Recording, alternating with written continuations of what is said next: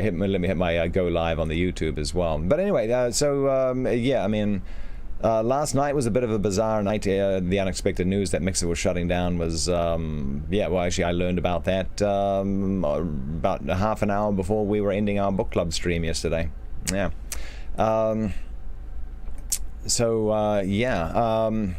If you are moving on over to Twitch, if you're a streamer there, let us know about that. But the best way for me to keep track of that is to I'm just keeping updated with a list that is going in Discord, because I miss a lot of things in chat, literally because I'm reading and not looking at chat, and so I miss a whole bunch of stuff. So if B is over there. B Rose is over on Twitch right now. Very nice. Well, thank you for that. Mr. Cyanide, that sounds dangerous. Bestow upon me thy divine power, Lord Carrington, so I may be your sword in the time of need. Okay, that must be yeah, I will need a verification that is indeed who I think it is there, Mr. Cyanide. Just in case. It's ugly icons. Yeah, well, we'll get it. We're going to get it fixed up. We're going to make it look as good as we can there, B Rose. Someone sent me a link for an extension there to use stickers and the like. So we'll get caught up with that. Okay, Calanero is Vital Thunder. And this is going to take a lot of getting used to. A lot of getting used to. Mr. Chumpcha, that's right. That's right.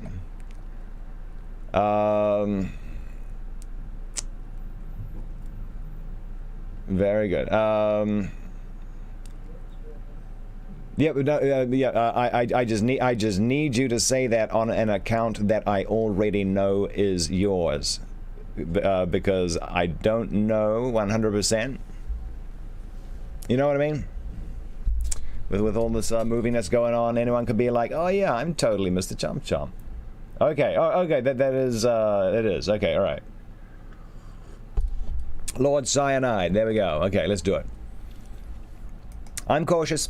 People are tricky. People are tricky, Mr. Cyanide. All right, there we go. Let's see. And how do I do that? Mod. There we go. We're boom, boom, boom. There we go. And we got Mr. Cyanide back with us. You know, I don't even know what mod permissions over on this do.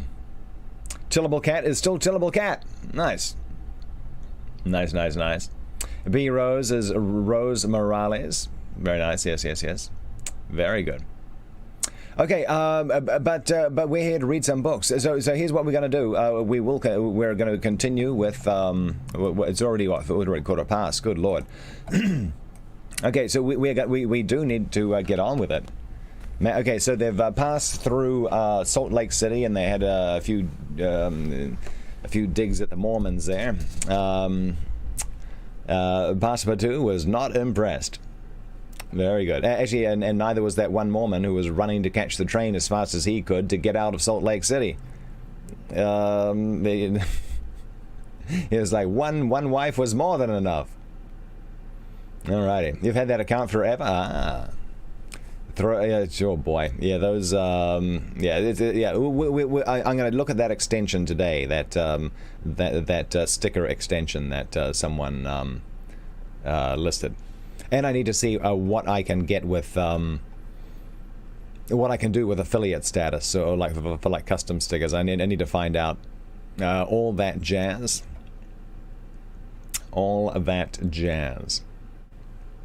But here we go. Yeah, so if you are on Mixer right now, our new stream is over on Twitch. It is on Twitch, and we will also be. Where's my? There it is. OBS. Yeah, that's the Twitch link right there. The Twitch link. Play Carrington, because someone stole Carrington TV over there. Play Carrington. So yeah, we're going to spend a month migrating over there. So if we are going to be lucky enough to keep you over there on Twitch, please by all means move on over there today, and we will get started. Let's do it. Good morning, Mrs. Shadow. There we go. The boy child might be able to help with stickers. Okay. Yeah, I just don't know what Twitch allows. Don't know what they allow. Here we go. Oh, and if people could remind people to give us a follow over there on Twitch, in chat from time to time. I have my bot set up. It's basically going off every 3 minutes with a link to YouTube, a link to Patreon, and a link to YouTube and Twitch. And a quote, and a quote, because those are kind of nice too. All right, but here we go. Yeah, so but in the meantime, I got to start reading because that's the reason why we're here. Let's do it. Do we? There is a bisexual pride, says Mrs. Shadowtronics. Is that that must be a sticker name, I guess. All right, so they've just left Salt Lake City, and this one dude missed the train.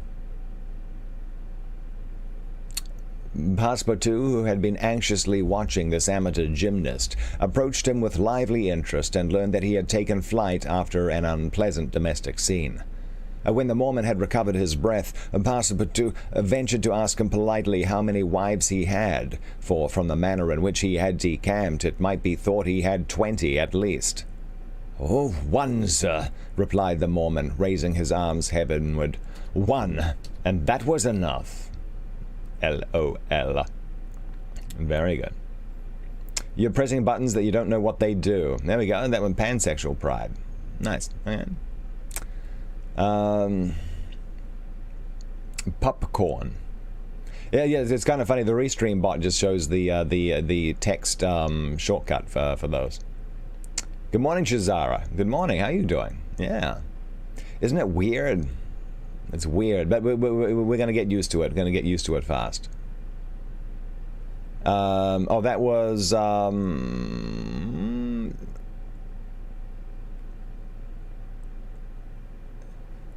that's Shadowtronics. Where is... Don't we get to... oh, yeah. Mm-hmm. Yeah,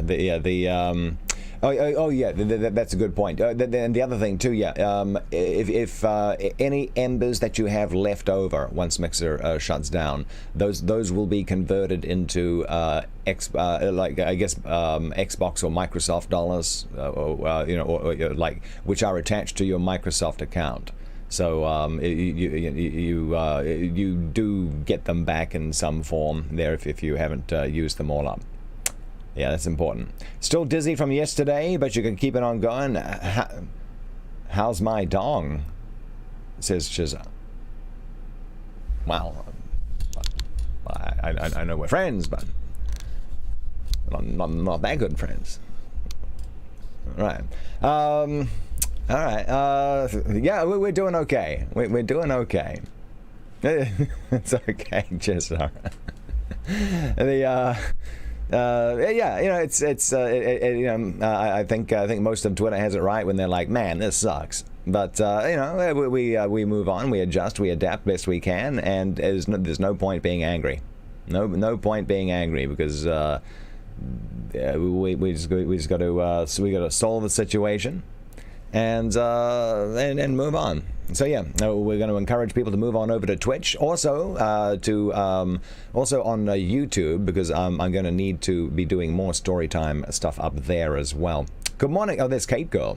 There's Kate Girl right there. Oh, Kate Girl, if you're going to be streaming over there on Twitch, throw a link in Discord with your Twitch name on there. I go through it periodically just to make sure that I'm following people.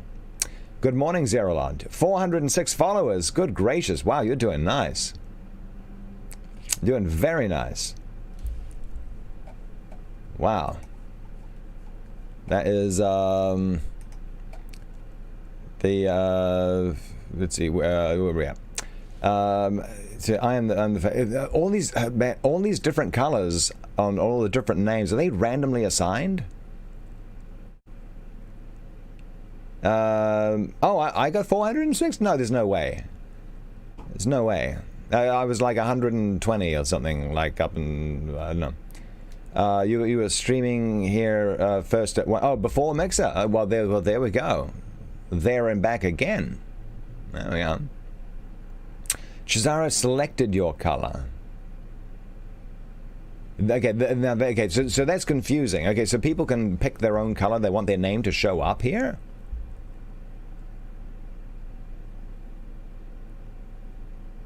Wow, that's gonna. I mean, how do you easily tell who is who's how do you easily see the mods? I don't know. You have accent color in your account. Interesting. Okay, didn't know about that. Okay, but here we go. We need to let's see, by the icons before, I have to look for the icons. Man, that's gonna be, boy. A blue crown is Twitch Prime, a green sword is mods. Yeah, okay, that's very different. That's gonna take some getting used to. Definitely gonna take some getting used to. OFSR, Mr. Eagle, how you doing, man? Yeah, did you hear the good news? I'm sure you have. Sure you have. Yeah. All right. So yeah, I'm gonna be restreaming over to Mixer until it's all up, letting people know where we are. Good lord. Yes, I'm moving to Twitch and also doing some storytime stuff on YouTube as well. Let me just hit that thing as well. I have a different name on Twitch. That's it right there. Play Carrington. Play Carrington is what we got. Man. Yeah, so, yeah, because some chucklehead stole my Carrington TV over there. But that's okay, that's okay. We're doing good, we're doing good. I was kind of under the weather. Tell you what, I got rip-roaring drunk on stream last night. I feel like not good today. That's why you don't do it often. All right. But yeah, I don't know. Yesterday was one of those days, you know what I mean? Yeah. Had to be done. Had to be done. So, what, you missed what? Yeah, it's okay. It wasn't worth seeing there, Kate. I just talked a lot. I mean, I guess I kind of do that anyway. But there you were there in the beginning. Okay, nice. Okay, anyway, so yeah, if you are here on Mixer, first of all, thank you for being on here on Mixer. But it's time to move over to the over to Twitch, over to YouTube's.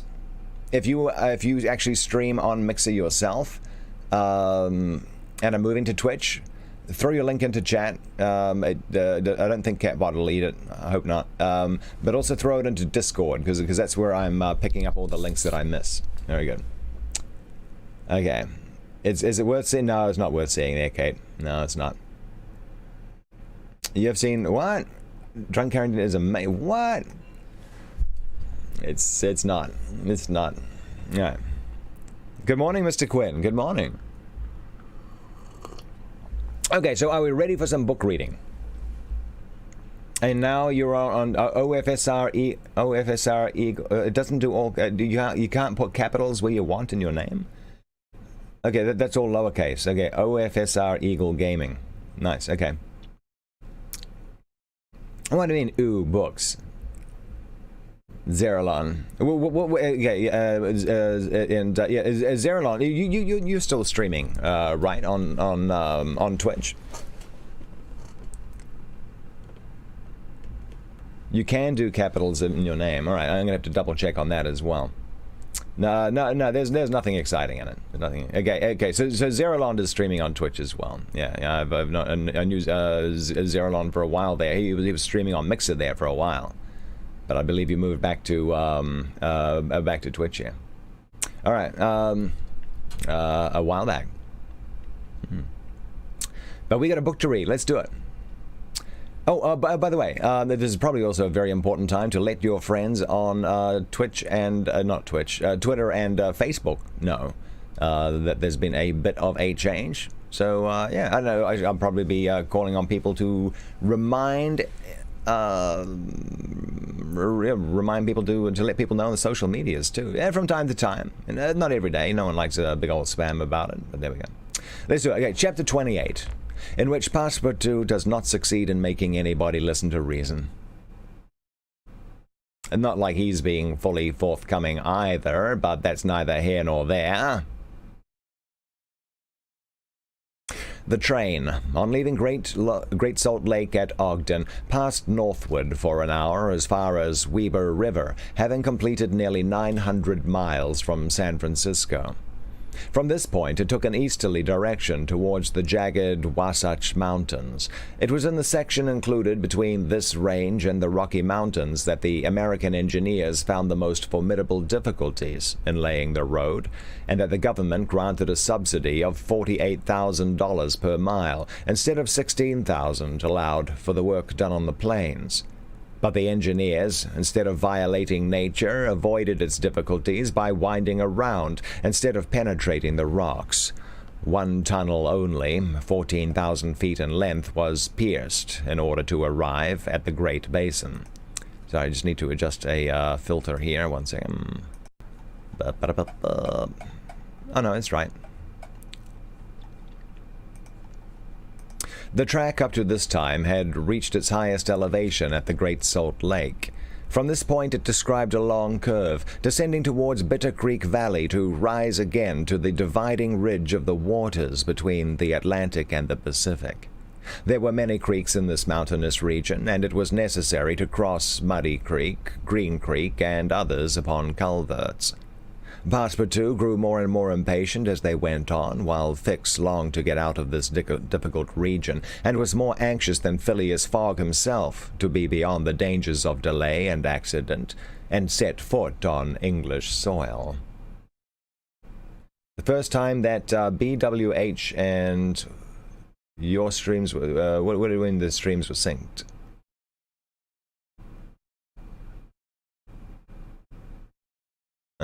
At 10 o'clock at night, the train stopped at Fort Bridger Station and 20 minutes later entered Wyoming territory, following the valley of Bitter Creek throughout.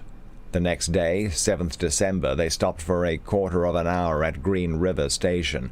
Snow had fallen abundantly during the night, but being mixed with rain, it had half melted and did not interrupt their progress.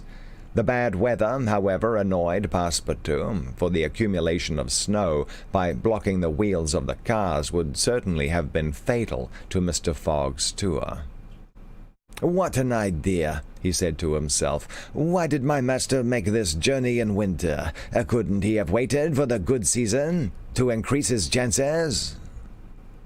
While the worthy Frenchman was absorbed in the state of the sky and the depression of the temperature, Aouda was experiencing fears from a totally different cause. Several passengers had got off at Green River and were walking up and down the platforms, and among these Aouda recognized Colonel Stamp Proctor, the same who had so grossly insulted Phileas Fogg at the San Francisco meeting.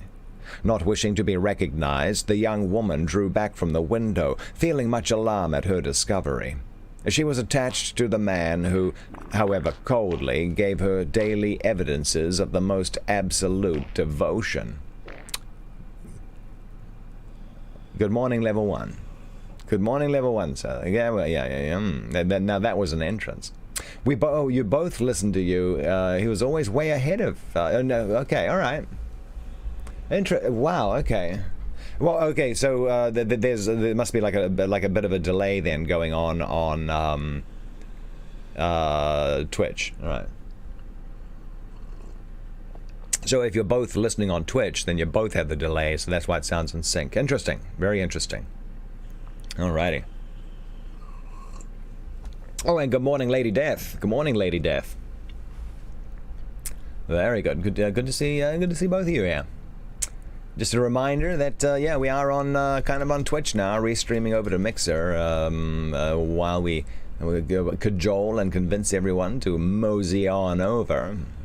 It looks weird on Twitch. It looks very weird.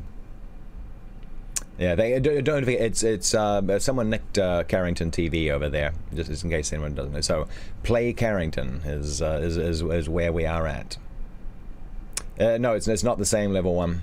It's not the same. It is Play Carrington. Blah, blah, blah, blah, blah. Several passengers had got off at Green River and were walking up and down. Oh, this is okay. Colonel Stamp Proctor. Okay, the young woman drew back from the window, feeling much alarm at her discovery, as she was attached to the man who, however coldly, gave her daily evidence of the most absolute devotion. She did not comprehend, perhaps, the depth of the sentiment with which her protector inspired her, which she called gratitude, but which, though she was unconscious of it, was really more than that. Her heart sank within her when she recognized the man whom Mr. Fogg desired, sooner or later, to call to account for his conduct. There we go. There's Lady Death over on Twitch. Good morning. Oh, yours is the same over there. Oh, okay, level 1. Okay, I got it. Grizz92, good morning. Good morning, Grizz92. What's up? Blah, blah, blah. Her heart sank within her when she recognized the man whom Mr. Fogg desired, sooner or later, to call to account for his conduct. Chance alone, it was clear, had brought Colonel Proctor on this train, but there he was, and it was necessary, at all hazards, that Phileas Fogg should not perceive his adversary. Incapable Wisdom, good morning. I hope today's a good day. It is. It's a good morning, Grizz. It's an excellent morning. Oh, you're going to change your name on Xbox? All right.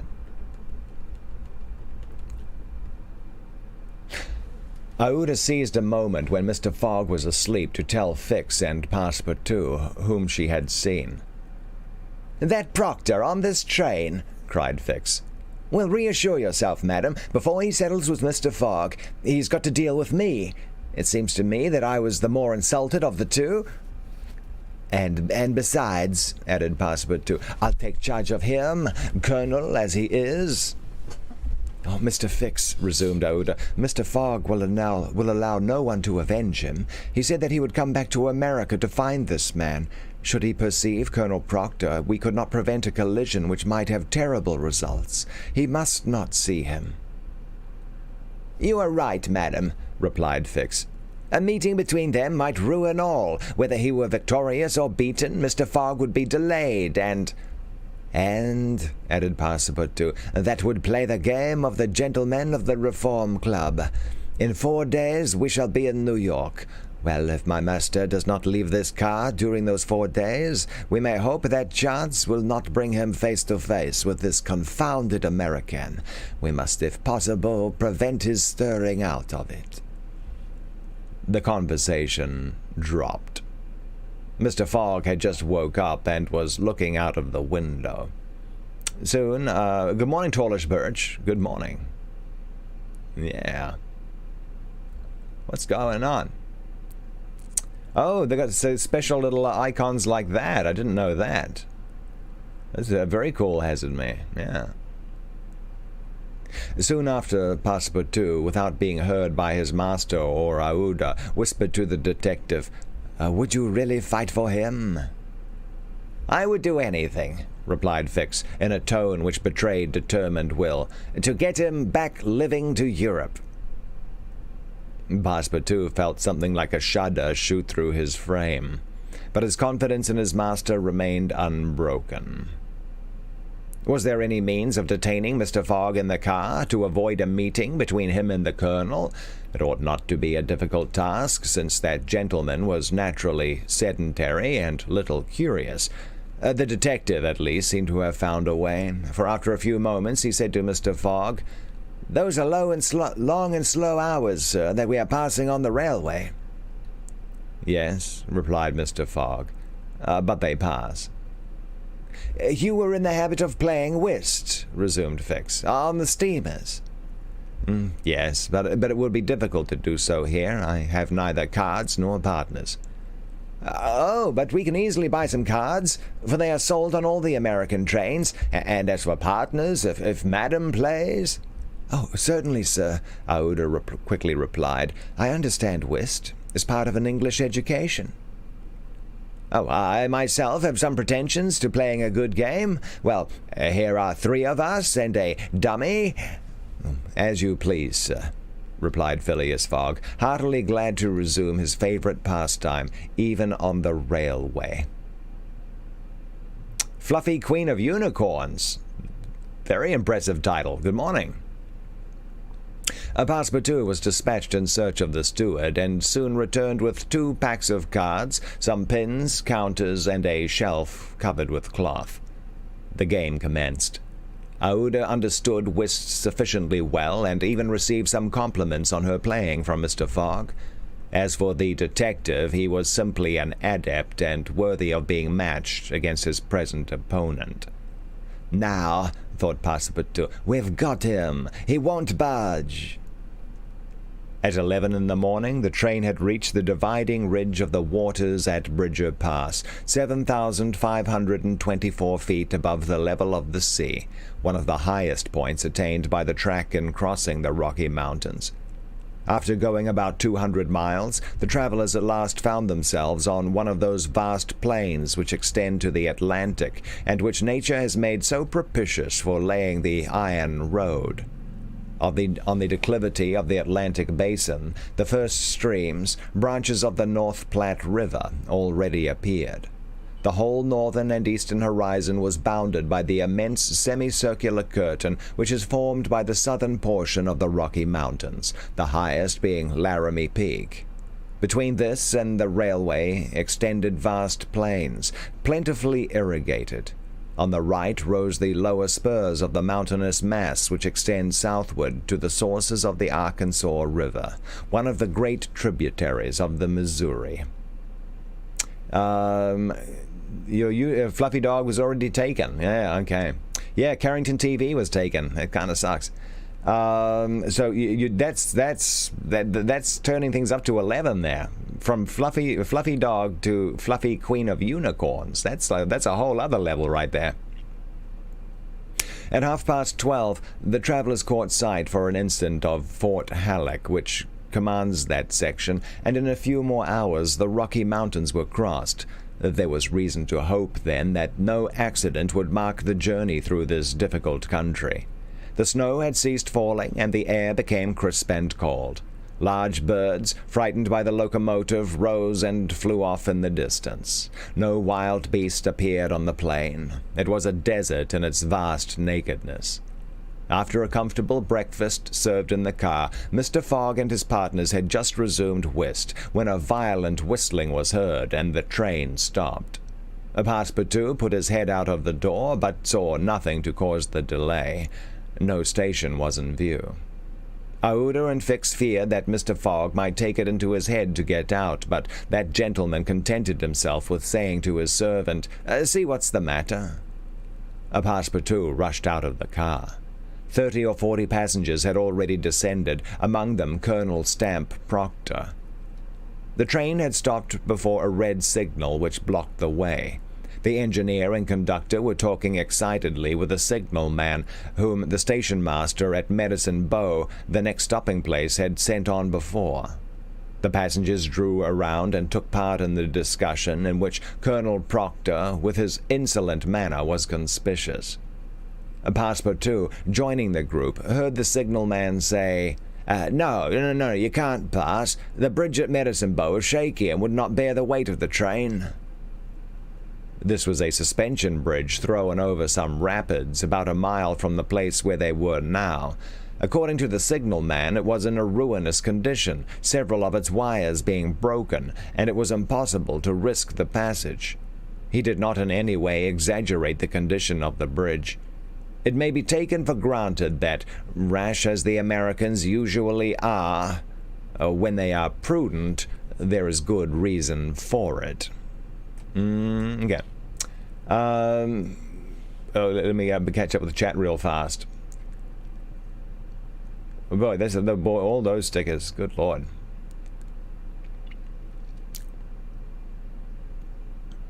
Floofy, yeah. All right. Okay, I think we're all caught up.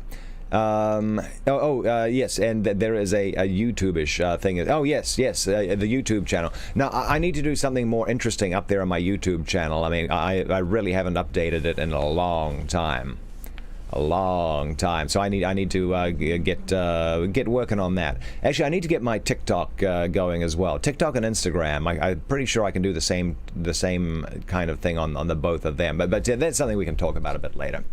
I just want to do something fun on those. Passepartout, not daring to apprise his master of what he heard, listened with set teeth, immovable as a statue. "Ahem," cried Colonel Proctor, "but we are not going to stay here, I imagine, and take root in the snow." "Colonel," replied the conductor, "we've telegraphed to Omaha for a train, but it's not likely that it will reach Medicine Bow in less than 6 hours." "Oh, 6 hours!" cried Passepartout. "Certainly," returned the conductor. "And besides, it will take us as long as that to reach Medicine Bow on foot." "But it's only a mile from here," said one of the passengers. Well, yes, but it's on the other side of the river." "And can't we cross that in a boat?" asked the colonel. "Oh, that's impossible. The creek is swelled by the rains. It's a rapid, and we shall have to make a circuit of 10 miles to the north to find a ford." The colonel launched a volley of oaths, denouncing the railway company and the conductor, and Passepartout, who was furious, was not disinclined to make common cause with him. Here was an obstacle, indeed, which all his master's banknotes could not remove. "Zombie psychic on Twitch is an imposter." What? I don't know. There was a general disappointment among the passengers, who, without reckoning the delay, saw themselves compelled to trudge 15 miles over a plain covered with snow. They grumbled and protested, and would certainly have thus attracted Phileas Fogg's attention if he had not been completely absorbed in his game. Passepartout found that he could not avoid telling his master what had occurred, and with hanging head he was turning towards the car, when the engineer, a true Yankee, named Forster, called out, "Gentlemen, perhaps there is a way, after all, to get over." "On the bridge?" asked a passenger. "On the bridge." "With our train?" "With our train." Passepartout stopped short and eagerly listened to the engineer. "Oh, but the bridge is unsafe," urged the conductor. "No matter," replied Forster. "I think that by putting on the very highest speed, we might have a chance of getting over." "Oh, the devil!" muttered Passepartout. But a number of the passengers were at once attracted by the engineer's proposal, and Colonel Proctor was especially delighted, and found the plan a very feasible one. He told stories about engineers leaping their trains over rivers without bridges by putting on full steam, and many of those present avowed themselves of the engineer's mind. "Oh, we got 50 chances out of 100 of getting over," said one. "Oh, 80, 90. Passepartout was astounded, and though ready to attempt anything to get over Medicine Creek, thought the experiment proposed a little too American.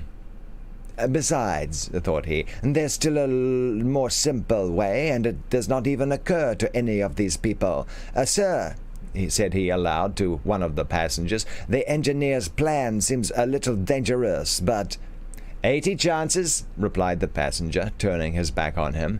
"Oh, I know it," said Passepartout, turning to another passenger, "but a simple idea." "My dears are no use," returned the American, shrugging his shoulders, "as the engineer assures us that we can pass." "Oh, doubtless," urged Passepartout. "Well, doubtless we can pass, but perhaps it would be more prudent—" "What, prudent?"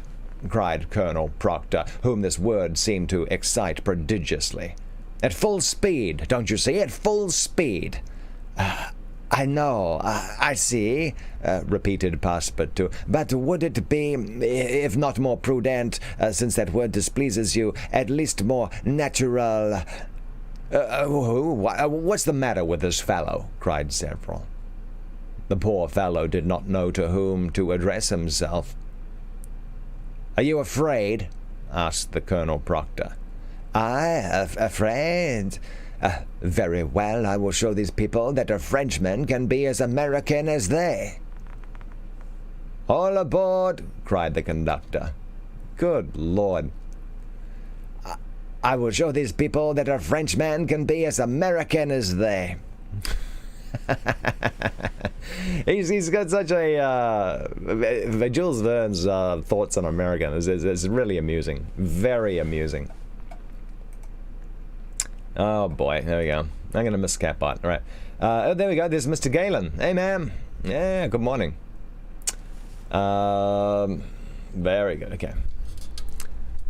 All right. You're gonna eat rookies' Twinkies. You'll be on the 6 o'clock news in 3 days. Body found beaten with a toilet seat.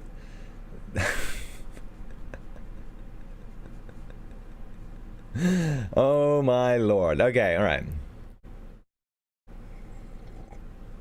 Oh, Terrell Studios have been. You've been down at the Whataburger. A Whataburger. Was it delicious? I hope so. You've been listening the whole way. That's cool. That's cool. Hey, King Bullet's here. Good morning, King Bullet. Yeah. Man. The day's just starting. You know, tell you what, yesterday didn't count as the first day of the week. I'm just putting that out there. Tuesday is now the official start of every week. At least for this week. We'll see about next Monday. We'll see how that one turns out. Yesterday was not a real day. There we go. Yeah, it's going to take a long time to get used to everyone's names over there. Okay. Let's okay. So Passepartout, he can be just as foolhardy and pig-headed as any American, he says. Yes, all aboard, repeated Passepartout, and immediately. But they can't prevent me from thinking that it would be more natural for us to cross the bridge on foot and let the train come after. But no one heard this sage reflection, nor would anyone have acknowledged its justice. The passengers resumed their places in the cars. Passepartout took his seat without telling what had passed. The whist players were quite absorbed in their game. You know. This is you know what I have in mind. This train. I'm going to use these gifts up while I can.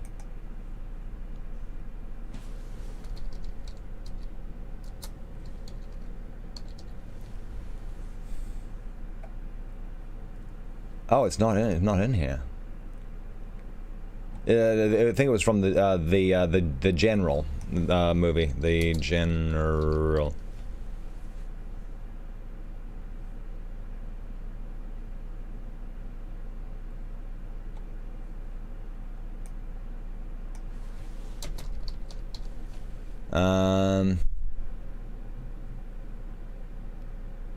You know, the one where it goes over the bridge and it collapses.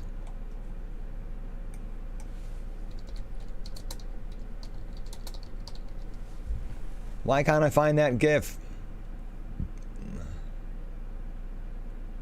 Actually, we should probably do the General, actually. I'm not sure if that's in the public domain yet, though. What's this one? That's not it. All right, okay, never mind. I'm sure you've all seen that video clip of the train going across that canyon, and it just like everything just falls in. Pretty sure that's from the General. It could be wrong, though. It could be wrong. Oh, it is. You've actually suggested it? Yeah, we should definitely do it. It's a great movie, great film, great film. Yeah, Buster Keaton is man. That dude was on fire. Yeah. Okay, back to our book. There we go. Good morning, Nana Shuffle. Nana Shuffle. In case you've missed the exciting Mixer news, yeah, we're over on Twitch now. Yeah. But it's a different name. Play Carrington. Play Carrington. Yeah, okay, all right. Yeah, just as long as okay, just as long as you know that someone nicked my name and I'm someone different over there now. Play Carrington. All right. Okay. So Passepartout thinks that everyone should get out of the train, go over, and let the empty lighter train come follow after. But no one ever listens to him. But no one heard this sage reflection, nor would anyone have acknowledged its justice. The passengers resumed their places in the cars. Passepartout took his seat without telling what had passed. The whist players were quite absorbed in their game. The locomotive whistled vigorously. The engineer, reversing the steam, backed the train for nearly a mile, retiring like a jumper in order to take a longer leap. Then, with another whistle, he began to move forward. The train increased its speed, and soon its rapidity became frightful. A prolonged screech issued from the locomotive. The piston worked up and down 20 strokes to the second. They perceived that the whole train, rushing on at the rate of 100 miles an hour, hardly bore upon the rails at all. And they passed over. It was like a flash. No one saw the bridge. The train leaped, so to speak, from one bank to the other, and the engineer could not stop it until it had gone 5 miles beyond the station. But scarcely had the train passed the river when the bridge, completely ruined, fell, with a crash, into the rapids of Medicine Bow. That was a very foolhardy and risky thing. But yeah, I mean, but how to do a detour like that? I don't know. That would be. I mean, it's not like you can just take like the next freeway exit and city streets for a couple of blocks and hop back on. Yeah, there was no easy detour for a train. That's for sure. Very good. We're doing well here, Mr. Galen. So far, so good. Rookie is a taco. What does that even mean? I don't know. General Studios is great. You're listening to reading while eating lunch, then you go back to work. All right, well, oh boy. But there we go. Well, that's great. You get to have lunch, get entertained, and go and get back to work. Yeah, I'm still working on that last part. And the industry's starting to open back up, but yeah, it's going to be slow going. Man, I'm going to be. I don't know how the rest of the year is going to pan out like that.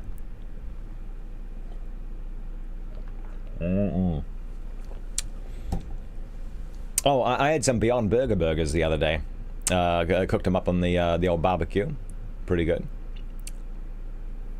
Delicious. They're expensive, very expensive for what they are, but they're actually quite good. They're very good, very good. Oh wow, you got an auto host. Oh, that's right. Okay, okay. Bee's working on a bird. Oh, you're drawing. You're drawing. That's what you're doing. Trying to draw a cardinal. Not going. Well, practice makes perfect, right? And with pencil, you can make like a lot of corrections. A lot of corrections. Okay. There we go. Let's. Yeah, we gotta get on with our book. Let's do it. Okay. By the way, I don't know what book we're doing after this. By the way, I don't have one picked out. And this is a special request too. By the way, this one here. This was suggested by Mrs. Shadowtronics. I just wanted. If you're enjoying it, Mrs. Shadowtronics, well done, well chosen. People love it. If you think this book is kind of, it was out of my hands, folks. It was out of my hands. Wasn't my choice. Go talk to Mrs. Shadowtronics. Chapter 29, in which certain incidents are narrated, while only to be met with on American railroads. The train pursued its course that evening without interruption, passing Fort Saunders, crossing Chain Pass, and reaching Evans Pass. The road here attained the highest elevation of the journey, 8,092 feet above the level of the sea. The travelers had now only to descend to the Atlantic by limitless plains leveled by nature. A branch of the Grand Trunk led off southward to Denver, the capital of Colorado. The country round about is rich with gold and silver, and more than 50,000 inhabitants are already settled there.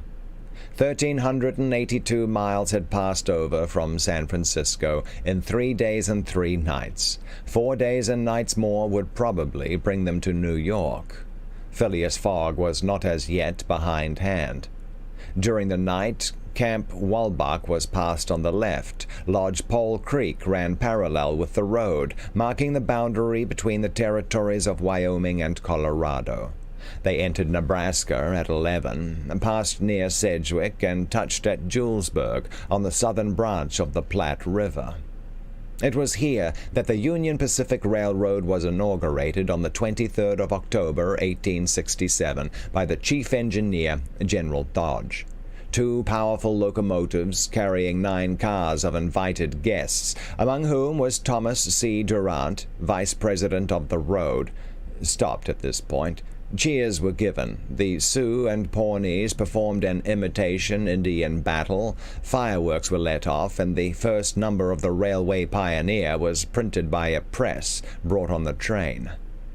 Thus was celebrated the inauguration of this great railroad, a mighty instrument of progress and civilization, thrown across the desert, and destined to link together cities and towns which do not yet exist. The whistle of the locomotive, more powerful than Amphion's lyre, was about to bid them rise from American soil. Fort McPherson was left behind at 8 in the morning, and 357 miles had yet to be traversed before reaching Omaha. The road followed the capricious windings of the southern branch of the Platte River on its left bank. At 9, the train stopped at the important town of North Platte, built between the 2 arms of the river, which rejoin each other around it and form a single artery, a large tributary, whose waters empty into the Missouri a little above Omaha. The 101st meridian was passed. Mr. Fogg and his partners had resumed their game. No one, not even the dummy, complained of the length of the trip. Fix had begun by winning several guineas, which he seemed likely to lose, but he showed himself a not less eager whist player than Mr. Fogg. During the morning, chance distinctly favored that gentleman. Trumps and honors were showered upon his hands. Once, having resolved on a bold stroke, he was on the point of playing a spade, when a voice behind him said, "I should play a diamond." Mr. Fogg, Aouda, and Fix raised their heads, and beheld Colonel Proctor. Stamp, Proctor, and Phileas Fogg recognized each other at once. "Ah, it's you, is it, Englishman?" cried the colonel. "It's you who are going to play a spade." He made a movement as if to seize the card which had just been played, adding, "You don't understand anything about whist." "Perhaps I do, as well as another," said Phileas Fogg, rising. "You only have to try, son of John Bull," replied the colonel. "Who's John Bull? Let's look this up real fast. Apparently this must be a big insult. Who's John Bull?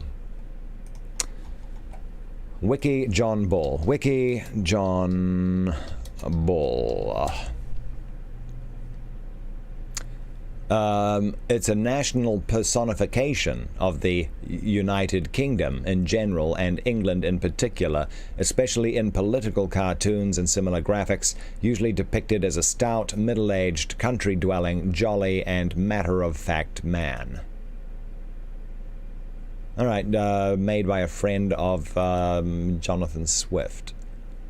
Okay, all right. It kind of looks like a... yeah, okay. Interesting. Okay, here we go. For those who are curious what it's about, here's a link to the wiki page for it. John Bull. Yeah, well, yeah. So, but I mean, I don't think it is. I don't think it's necessarily. I mean, the way it's presented is as an insult, but I don't think the actual character himself is necessarily an insult. But it is a stereotype. It's like a little. It's a caricature. It first appeared in 1712. Right.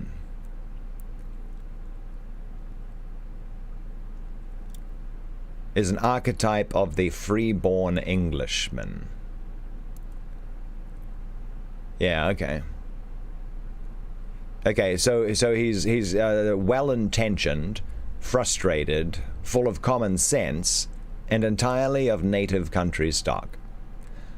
Unlike the American Uncle Sam, he is not a figure of authority. All right, okay. Okay, so okay, he's more the average. Okay, the British, like a well-to-do countryman. All right. Interesting. All right. Okay, so, I lost my chat pages. Oh, my. Okay, we'll get back. See, the things we learn. Entertaining and educational. With the Carrington. There we go. Let's go up. There we go. Did I miss anything? You got a banana split. What? That sounds... Well, okay, it's a nice midday treat. Lucha Han is there. Okay, good morning. Good morning, Lucha Han.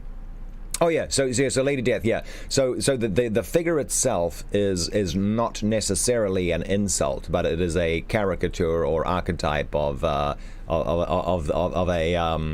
average of what is presented as the average Joe over in Britain, but the way this American is putting it forth, it's definitely an insult. So he's yeah, all right, definitely an insult. Okay. You want a Twitch mixer name cheat? Yeah, I do too. Good. Yeah, all these people are changing their names. Yeah, and I know some of them had names taken, but some of them are just like, time for a change, and there ain't nothing wrong with that either. But it is a little confusing at times, that's for sure. Where we go? People are jumping up and down about meat. What? Oh, Tierney's there. Flamed Tierney. Tierney from Twitch. Okay, what's up? Good morning, Tierney. Let's see. What? Mrs. Shadowtronics is whose favorite now? What? The vegetarian in your house hate Beyond Burgers. Ah, okay. Oh, there's other vegetarians here beside me. Yeah. Beyond Burgers, they are very tasty. They especially on a grill. They're small though. They're very small and they're very expensive for what they are. I'd buy them all the time if they were more affordable. But they're great. What I don't like though, I tried the the kind of like pseudo the Beyond Burger ground beef. So it comes in a brick and you're supposed to like make your own meatballs and stuff like that. That stuff doesn't taste the same somehow. I don't know why. I don't know why, but supposedly it's the same stuff. It just doesn't. All right. Okay. Let me. Okay. Let's get on with this. Let's get on with it. Yeah. There's a section in Discord, by the way, if anyone needs to get their Twitch channel followed in there. I'm periodically catching up with all the names that are in there. It's up there, Bank Z. You're sorry to hear about Mixer? Yeah, it's oh boy. It's it definitely is a shame. Definitely is a shame. But that's okay. It's okay. And by the way, anyone who streams, by the way, yeah, throw your links in, your links over there, or if you have a YouTube link, if you're going in that direction, throw that in there as well. And to make sure I don't miss it, throw it into Discord. There's a special section in Discord just for that. I've already got a bunch. The Impossible, yeah, I've had the Impossible Burger, I believe, around here at least. You can't buy it in the supermarket. You actually have to get it from a burger joint. And that is very good as well. I would like to be able to buy that at the supermarket as well. But I think that they seem to have all of their production tied up in the restaurant biz right now. At least I think that's what's happened. Okay, let's get back to our book. There we go. Impossible chicken nuggets are really? Oh, I didn't know that. I didn't know they did chicken stuff. But your followers will well, not necessarily. Not necessarily, Banksy. Yeah. Also gives you a new community to gain viewers and the ones in chat that will come over with you. Yeah, I mean, there are some people that feel certain ways about it, and tell you what, there are some viewers because Mixer, like, they're doing some kind of team up with Facebook gaming, and a lot of Mixer streamers, I'm sure, will head in that direction. And when you start it's difficult to keep concurrent with like different sets of communities at the same time. So yeah, while I'm hoping that people will follow us to both Twitch and YouTube, where I'll be doing more story stuff up there. Yeah, there will be people headed off to Facebook who I'll probably see less of, and that's okay. I mean, people need to find the community and atmosphere that just really feels conducive to where they're headed to. You think very few streamers are heading to Facebook? Yeah. I to be honest, I didn't even know Facebook gaming had a thing until yesterday. But yeah, I don't know. It'll be interesting to see. Interesting to see. And I mean, if it's probably, I would say it's probably much less saturated, I would think, than Twitch. I know Twitch is like, the big gorilla, but I don't know. It might be easier to find your own space on Facebook gaming. I don't know. Yeah. Well, okay. Well, thank you, Banksy. Okay. Let's see. It's a huge drama magnet. What's a drama? Facebook in general is a drama magnet. This is Terrell Studios. Yeah, I very rarely use it. I log in like once a month to say, hey, I'm reading a new book. It's like nothing really happens. Okay. Yes. It's it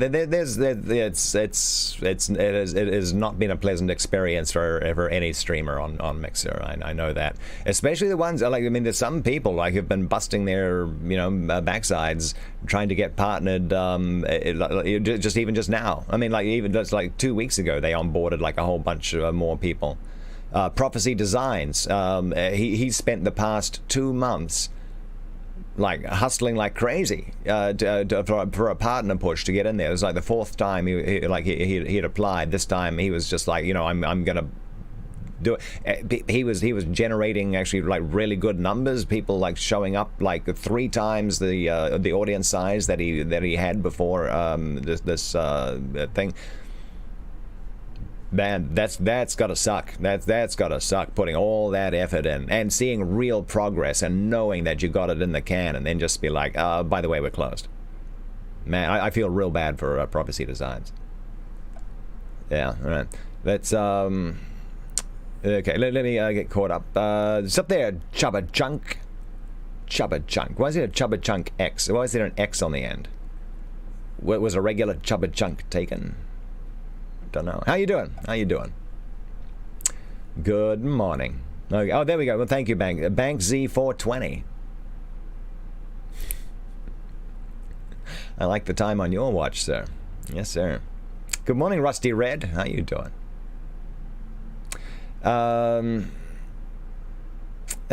King Bullet says the higher-ups in Mixer knew this was happening and they left the rest of the staff, like partner managers, in the dark until the last day. Well, tell you what, I mean, I was talking about this yesterday. I was pretty sure Mixer was going to be over by the end of the year. But yeah, probably there was going to be like some brand new thing happening with the launch of the new Xbox. I was pretty sure about that. Yeah.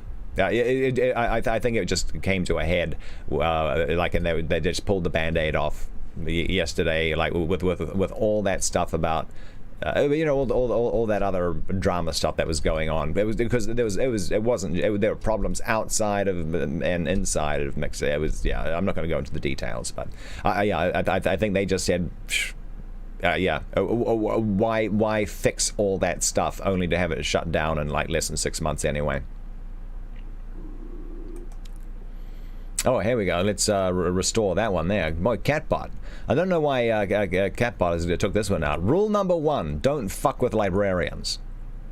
Quote by Neil Gaiman. I like that one.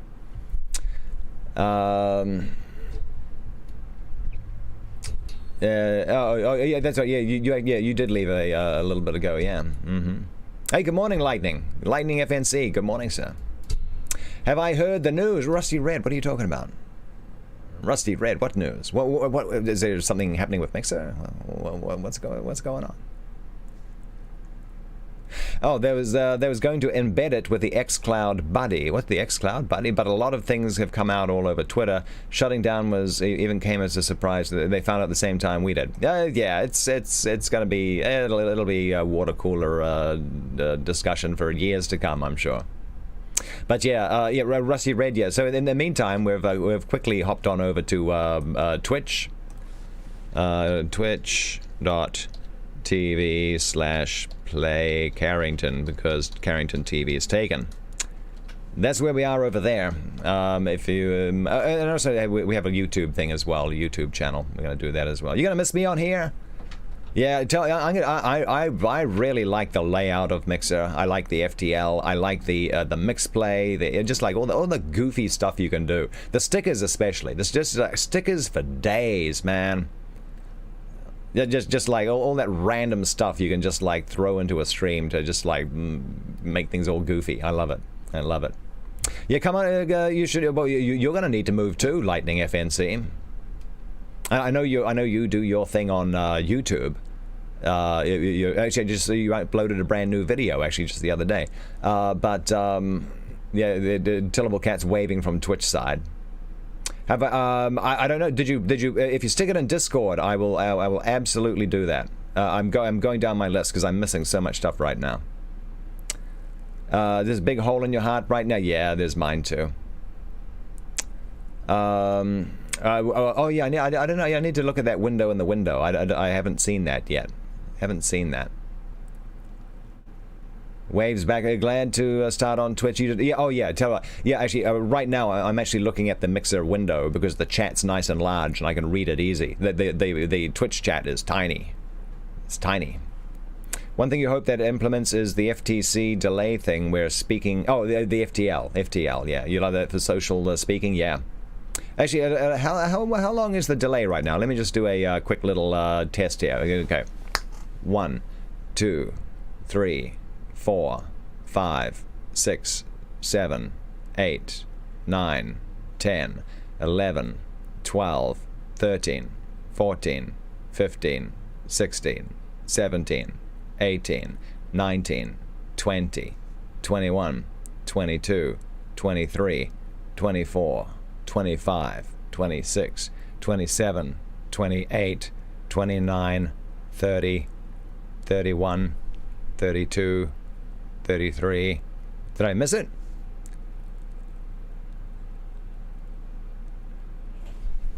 Let me. 1, 2, 3, 4, 5, 6, 7, 8, 9, 10, 11, 12, 13, 14, 15, 16, 17, 18, 19, 20, 21, 22, 23, 24, 25, 26, 27, 28, 29, 30, 31. Wow, this is how, wow. What kind of delay do I have on this? 24, 25, 26, 27, 28, 29, 30, 31, 32, 33. Did I miss it?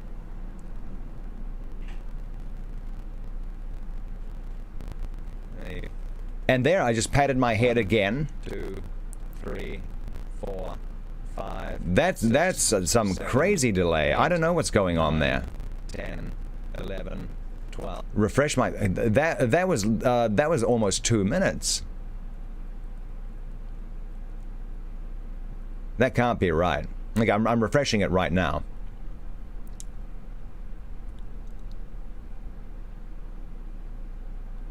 That was insane. All right.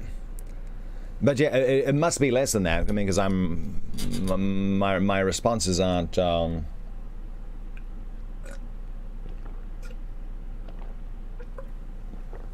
right.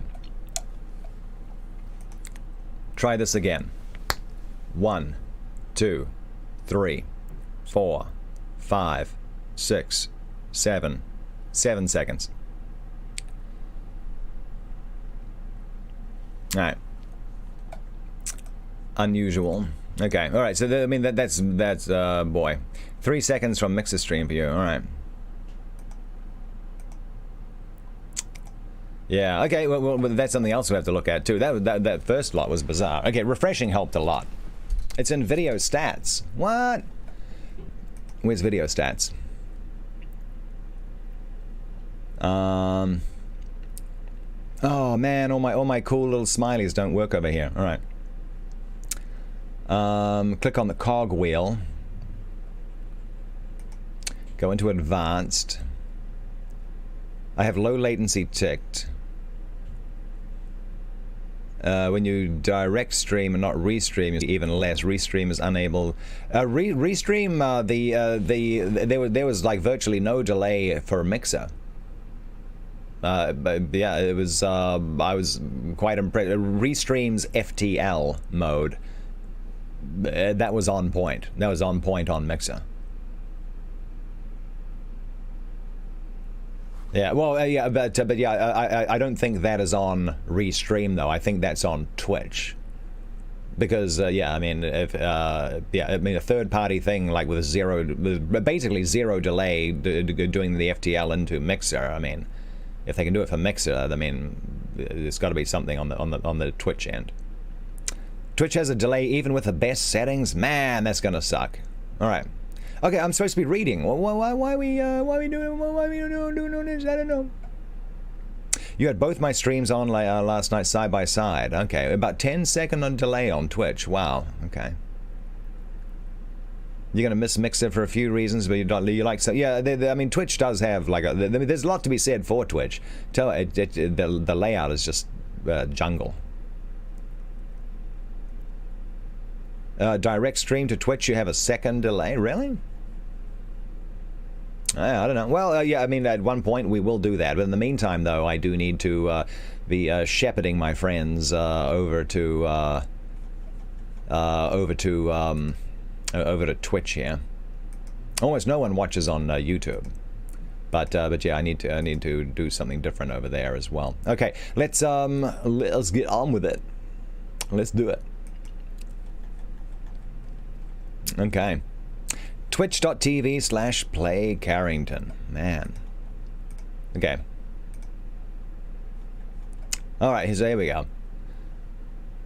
He made a movement as if to seize the card which had just been played, adding, "You don't understand anything about whist." "Well, perhaps I do, as well as another," said Phileas Fogg, rising. "You have only to try, son of John Bull," replied the colonel. Aouda turned pale, and her blood ran cold. She seized Mr. Fogg's arm and gently pulled him back. Passepartout was ready to pounce upon the American, who was staring insolently at his opponent. But Fix got up and, going to Colonel Proctor, said, "You forget that it is with I whom you have a deal, sir, for it was I whom you not only insulted, but struck." "Mr. Fix," said Mr. Fogg, "pardon me, but this affair is mine, and mine only.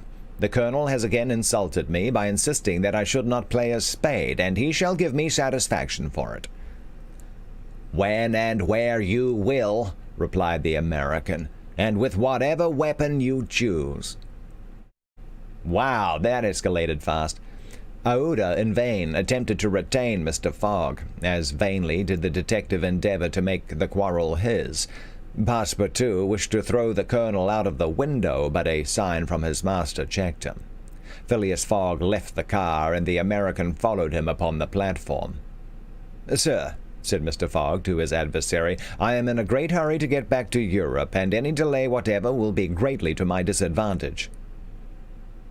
"Well, what's that to me?" replied Colonel Proctor. "Sir," said Mr. Fogg very politely, "after our meeting at San Francisco, I determined to return to America and find you as soon as I had completed the business which called me to England." "Really? Will you appoint a meeting for 6 months hence?"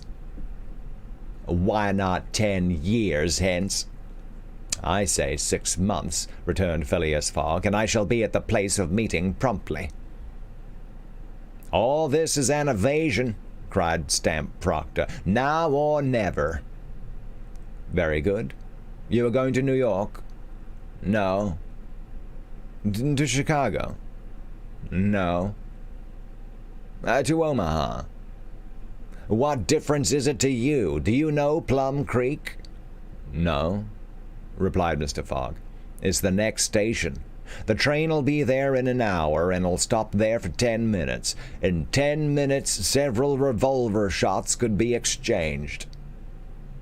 Very well, said Mr. Fogg. I will stop at Plum Creek.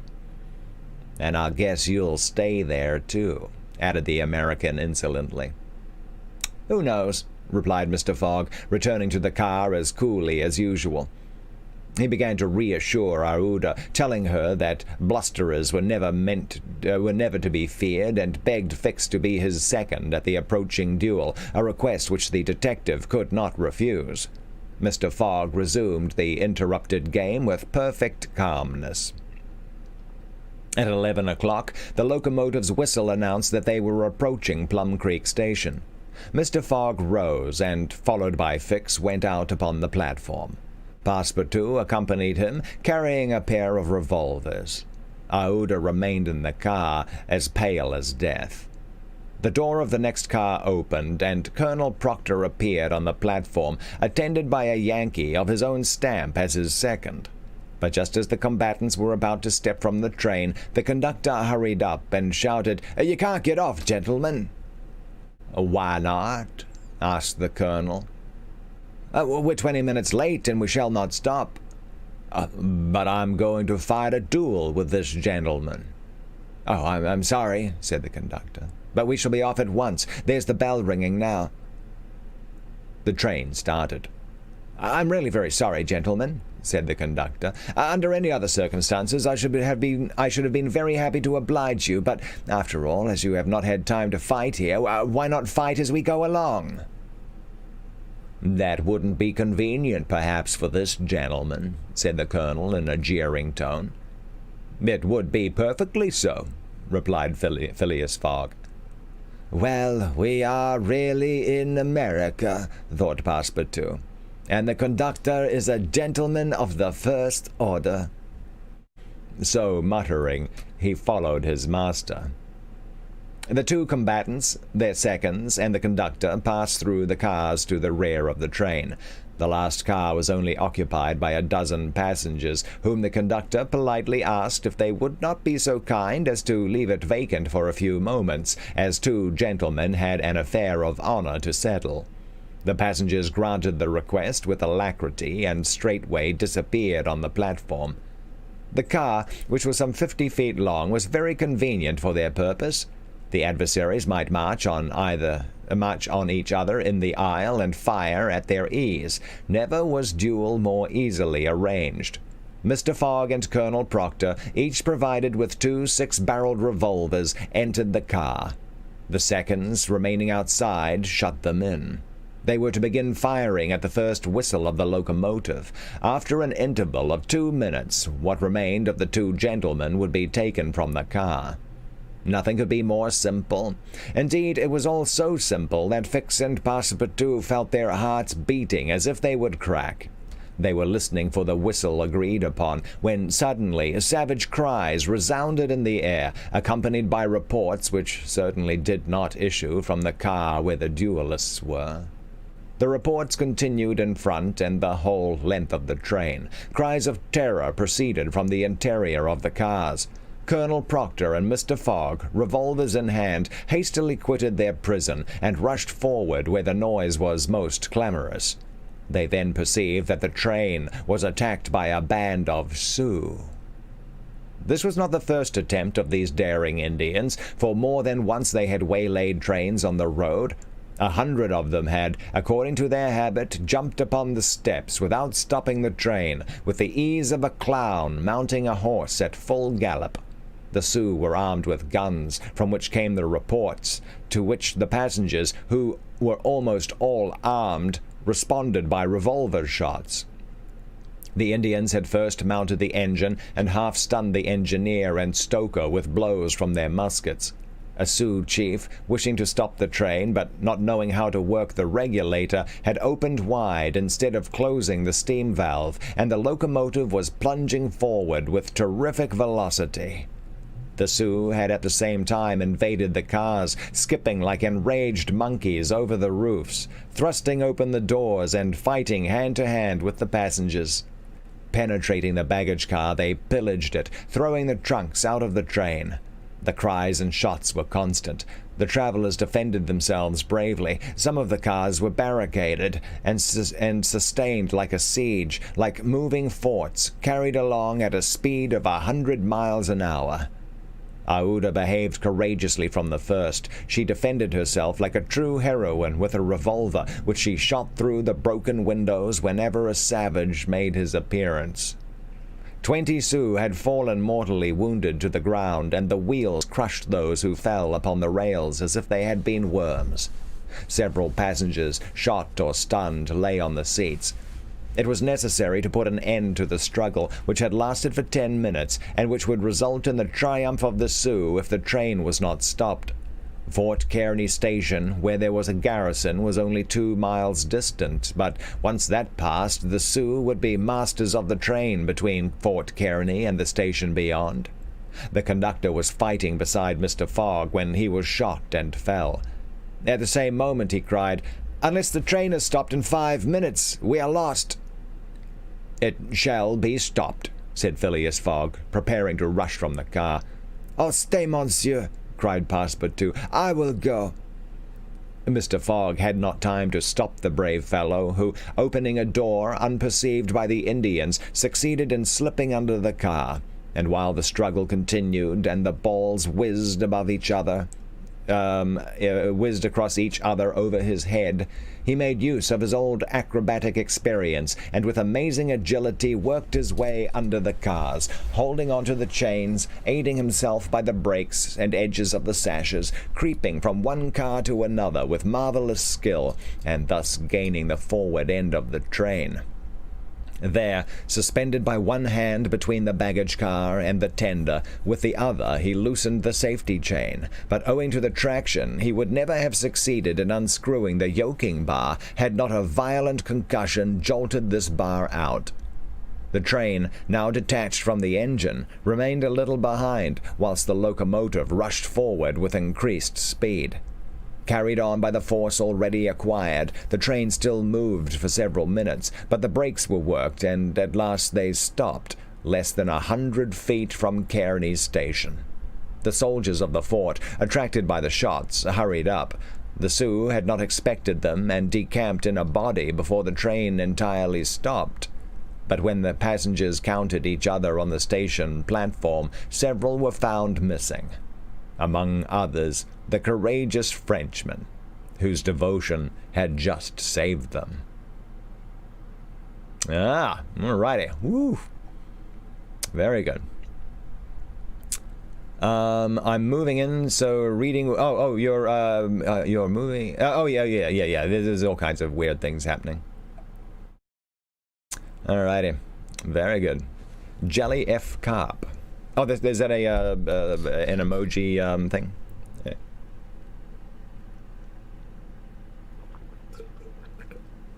Yeah, oh boy.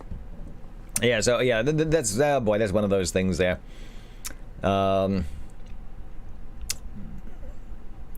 Sometimes things don't age well.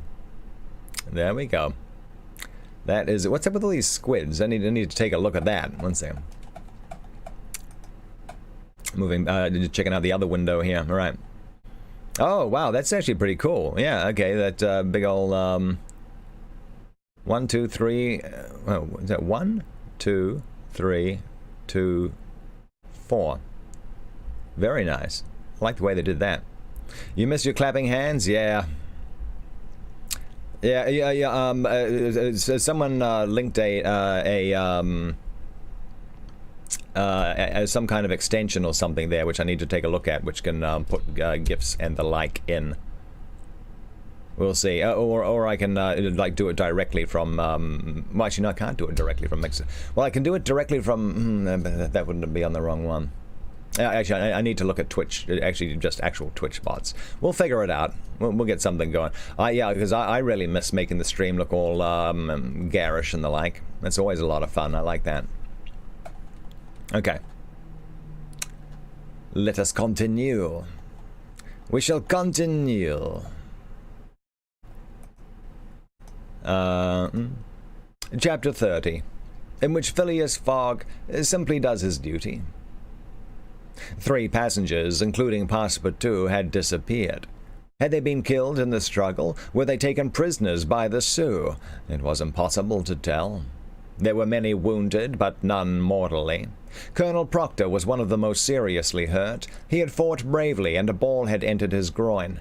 He was carried into the station with the other wounded passengers to receive such attention as could be of avail. Aouda was safe, and Phileas Fogg, who had been in the thickest of the fight, had not received a scratch.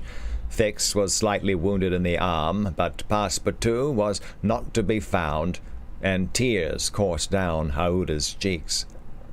All the passengers had got out of the train, the wheels of which were stained with blood. From the tires and spokes hung ragged pieces of flesh.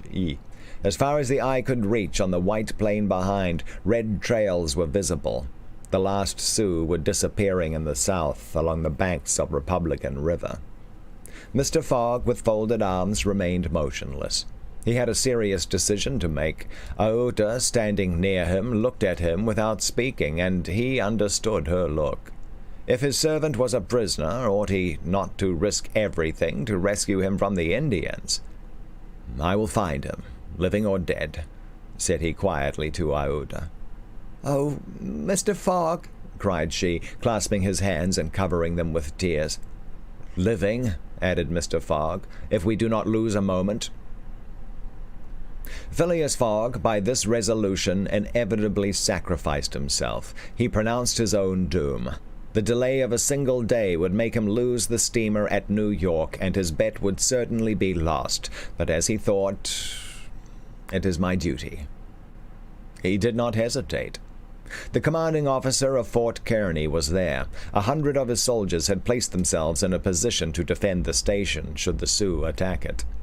"Sir," said Mr. Fogg to the captain, 3 passengers have disappeared."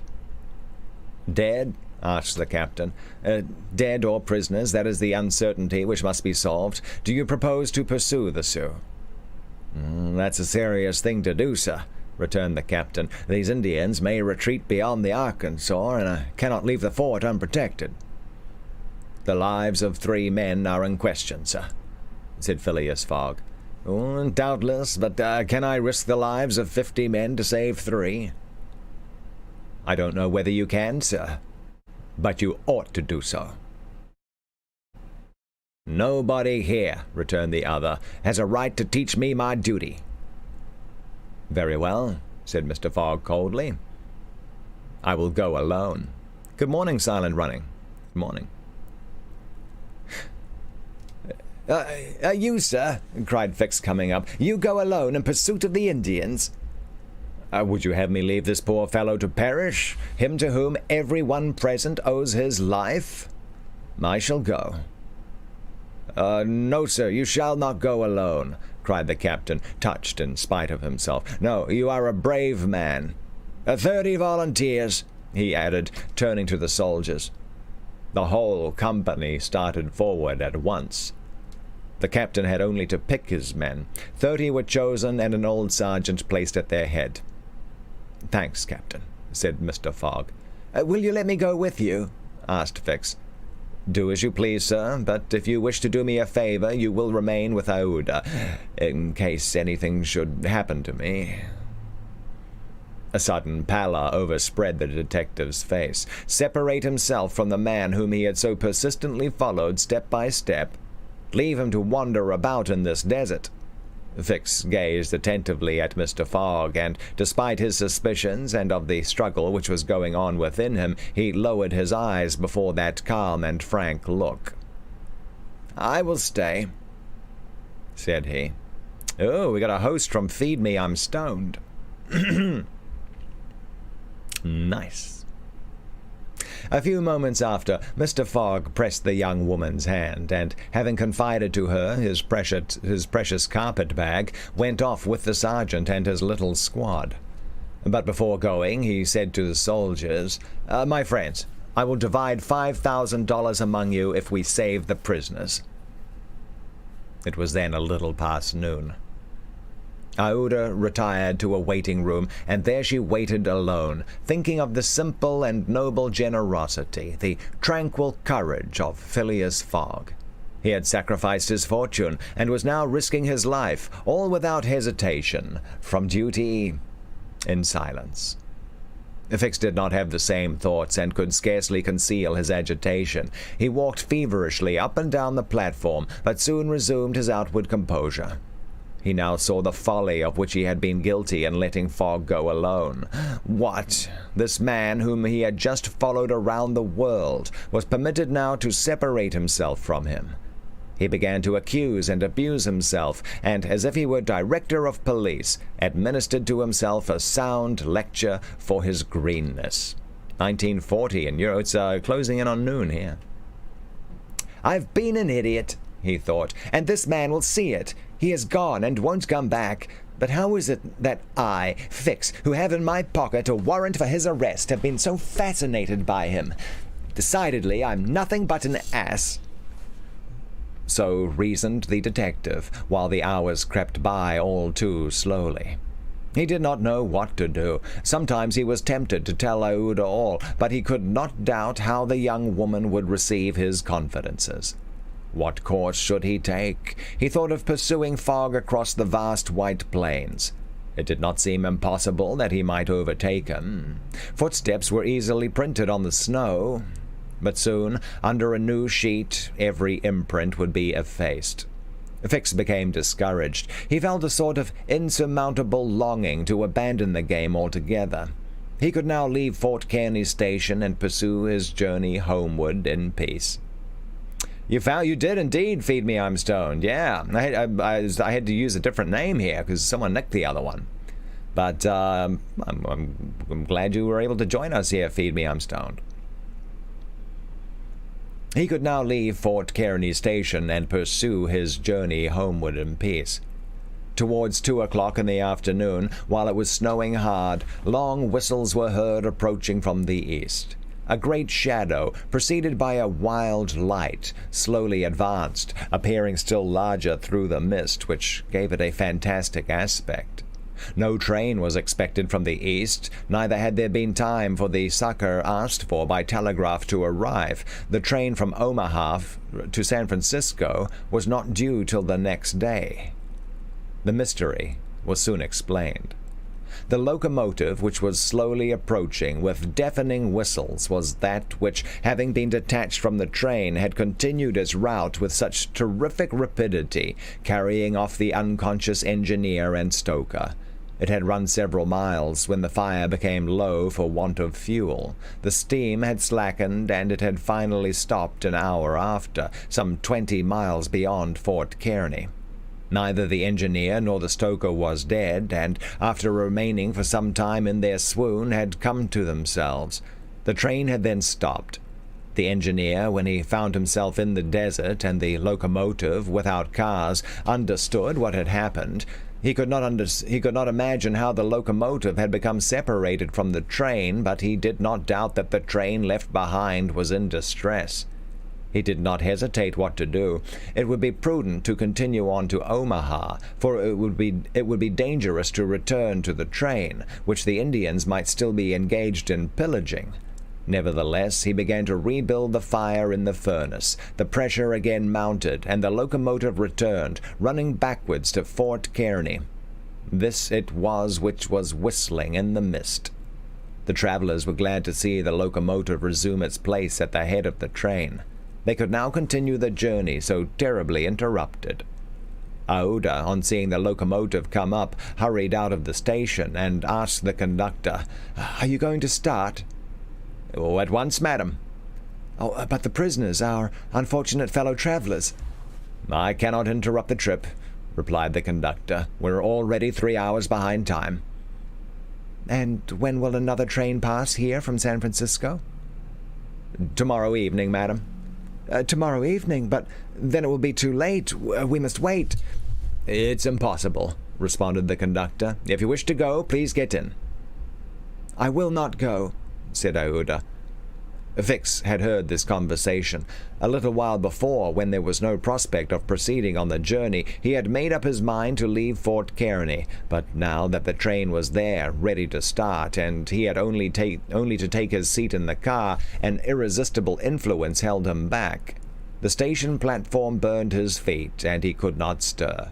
The conflict in his mind again began. Anger and failure stifled him. He wished to struggle on to the end.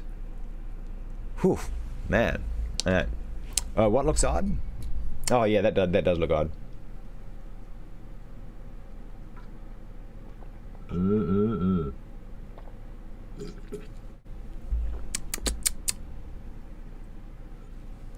Alrighty, so I see we still have some, still got some friends here on this. There's a lot of people on Mixer right now.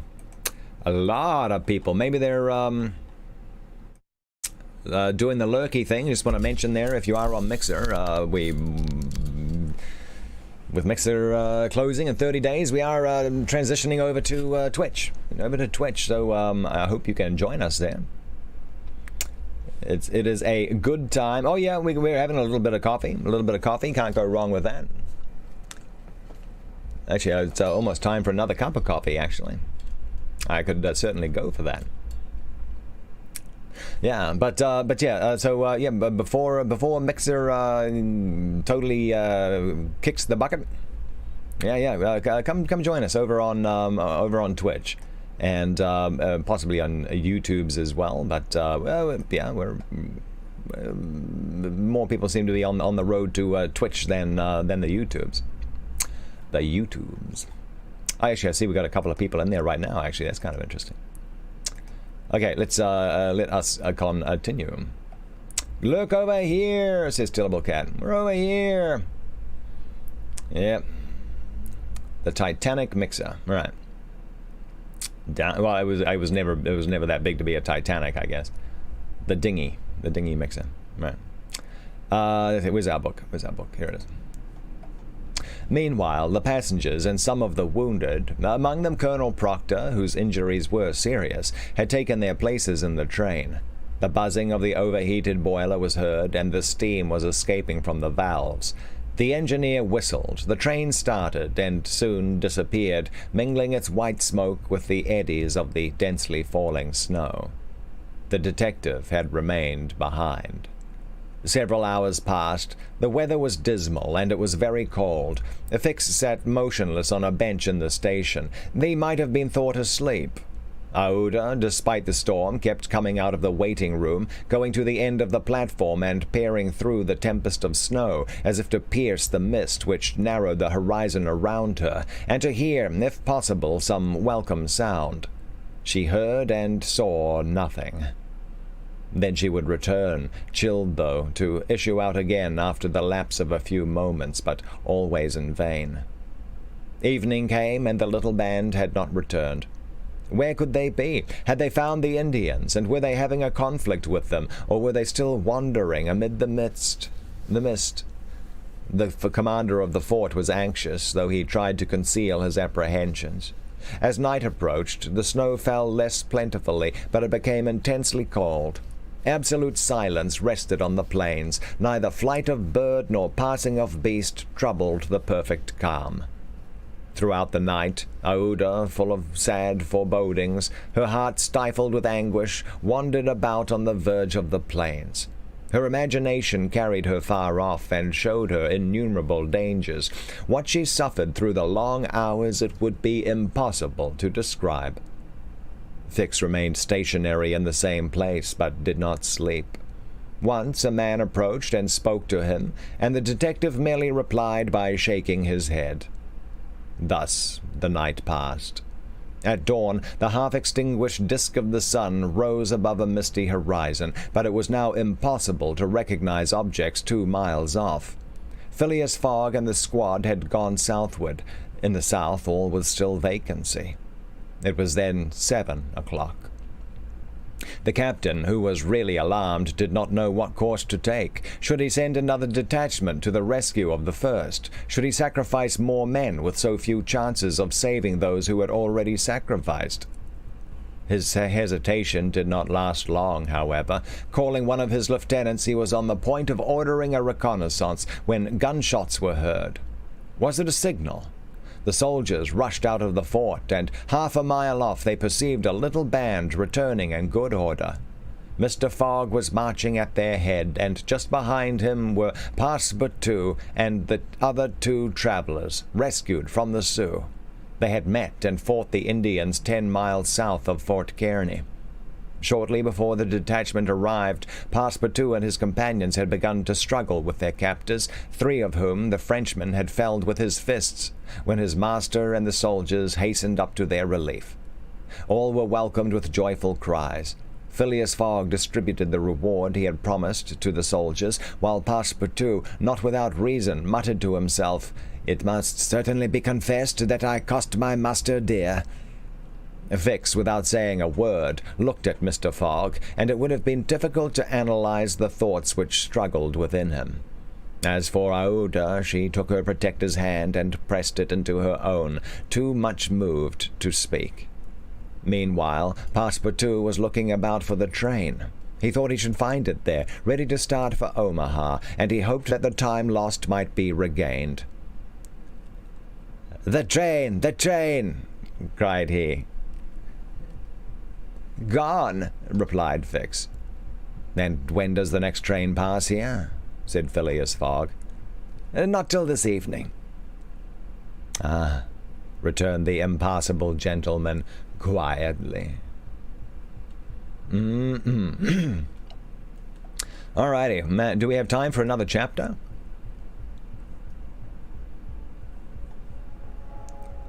I think we do. One more? Una más? One? We're 85% of the way in, by the way. So counting the days, it's taken 6. This is day 6. So yesterday we kind of got short. 6. 1, 2, 3, 4, 5, 6, 7, 8, 9, 10, 11, 12. Yeah, we're gonna do one more chapter, and then that'll leave that we should be able to finish this tomorrow. Then, yeah. The plane. Oh yeah, a little Fantasy Island. That was a really interesting show. That one there, Fantasy. Yeah, it was Fantasy Island. Yeah. And Ricardo Montalban, he was playing Mr. Rourke. Anyway, yeah. So yeah, it was always kind of like really weird because there was stuff going on. But there's an episode of it I recall. The only one I really recall was the episode in which Mr. Rourke himself actually gets in a great deal of trouble. Yeah, that was. Oh, I forgot the name of that little that little dude. Yeah, he ended up killing himself back in the 90s, I guess.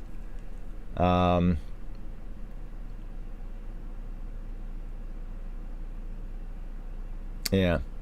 Yeah, it's very sad. But yeah, there was an episode of because it was always such a weird thing, like that Fantasy Island, because it was. I mean, he would arrange things, and things would always work out, but there was always some kind of like magic or something going on. But anyway, there's an episode where we find out where Mr. Rourke gets his powers from. And oh yeah, well yeah, but there were a lot of shows like that, and all of them had like a guest stars of just like swapping back and forth among each other and the like. Yeah. Yeah, that was a very interesting time. A lot of those celebrity guest star programs, vehicles for like crossovers and the like. But yeah, the episode of Fantasy Island, which explains where Mr. Rourke gets his powers. Mr. Rourke gets a visit from Lucifer. Because it turns out Mr. O'Rourke made a deal with the devil, and the devil came in to claim his soul, and that was the episode where Mr. Rourke he uses his like Fantasy Island wishes there to get out of that very slyly.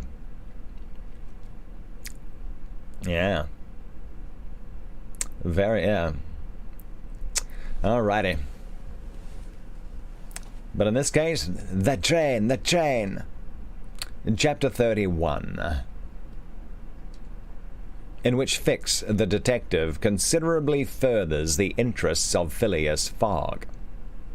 Phileas Fogg found himself 20 hours behind time. Passepartout, the involuntary cause of this delay, was desperate. How long? 20 hours behind. He had ruined his master.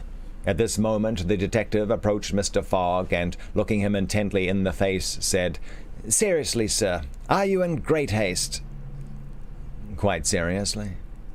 "I have a purpose in asking," resumed Fix. "Is it absolutely necessary that you should be in New York on the 11th, before 9 o'clock in the evening, the time that the steamer leaves for Liverpool?" "It is absolutely necessary."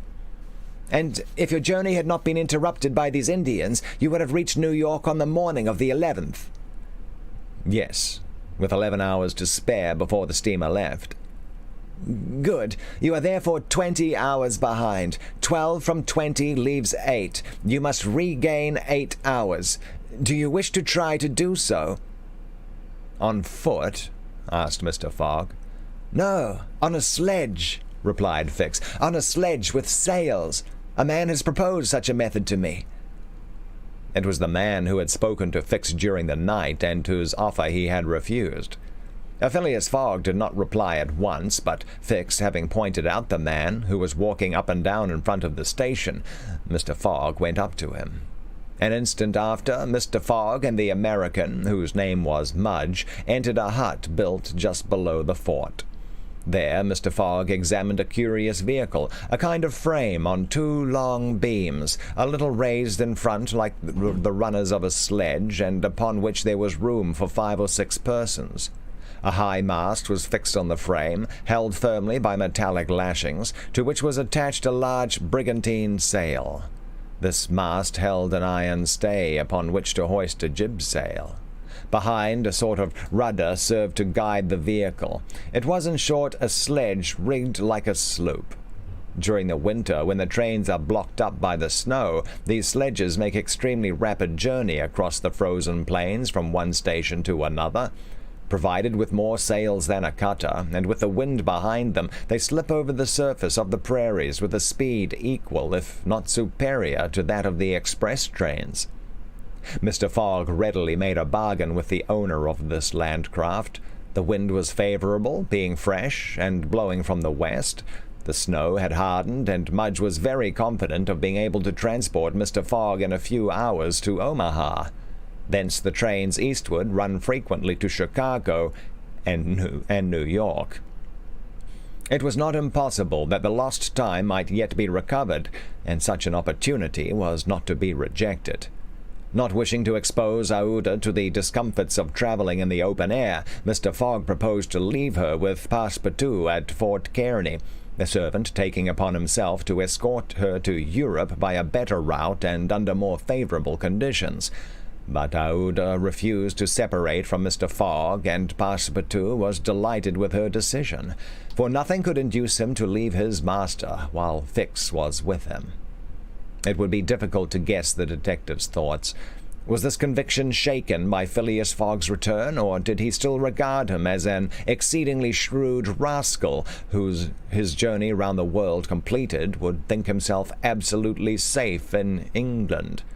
Perhaps Fix's opinion of Phileas Fogg was somewhat modified, but he was nevertheless resolved to do his duty, and to hasten the return of the whole party to England as much as possible. At 8 o'clock the sledge was ready to start. The passengers took their places on it, and wrapped themselves up closely in their traveling cloaks. The 2 great sails were hoisted, and under the pressure of the wind the sledge slid over the hardened snow with a velocity of 40 miles an hour. The distance between Fort Kearny and Omaha, as the birds fly, is at most 200 miles. If the wind held good, the distance might be traversed in 5 hours. If no accident happened, the sledge might reach Omaha by 1 o'clock. What a journey! The travelers, huddled close together, could not speak for the cold, intensified by the rapidity at which they were going. The sledge sped on as lightly as a boat over the waves. When the breeze came skimming the earth, the sledge seemed to be lifted off the ground by its sails. Mudge, who was at the rudder, kept in a straight line, and by a turn of his hand checked the lurches which the vehicle had a tendency to make. All the sails were up, and the jib was so arranged as not to screen the brigantine. A topmast was hoisted, and another jib, held out to the wind, added its force to the other sails. Although the speed could not be exactly estimated, the sledge could not be going at less than 40 miles an hour. "If nothing breaks," said Mudge, "we shall get there." Mr. Fogg had made it for Mudge's interest to reach Omaha within the time agreed on by the offer of a handsome reward. The prairie, across which the sledge was moving in a straight line, was as flat as a sea. It seemed like a vast frozen lake.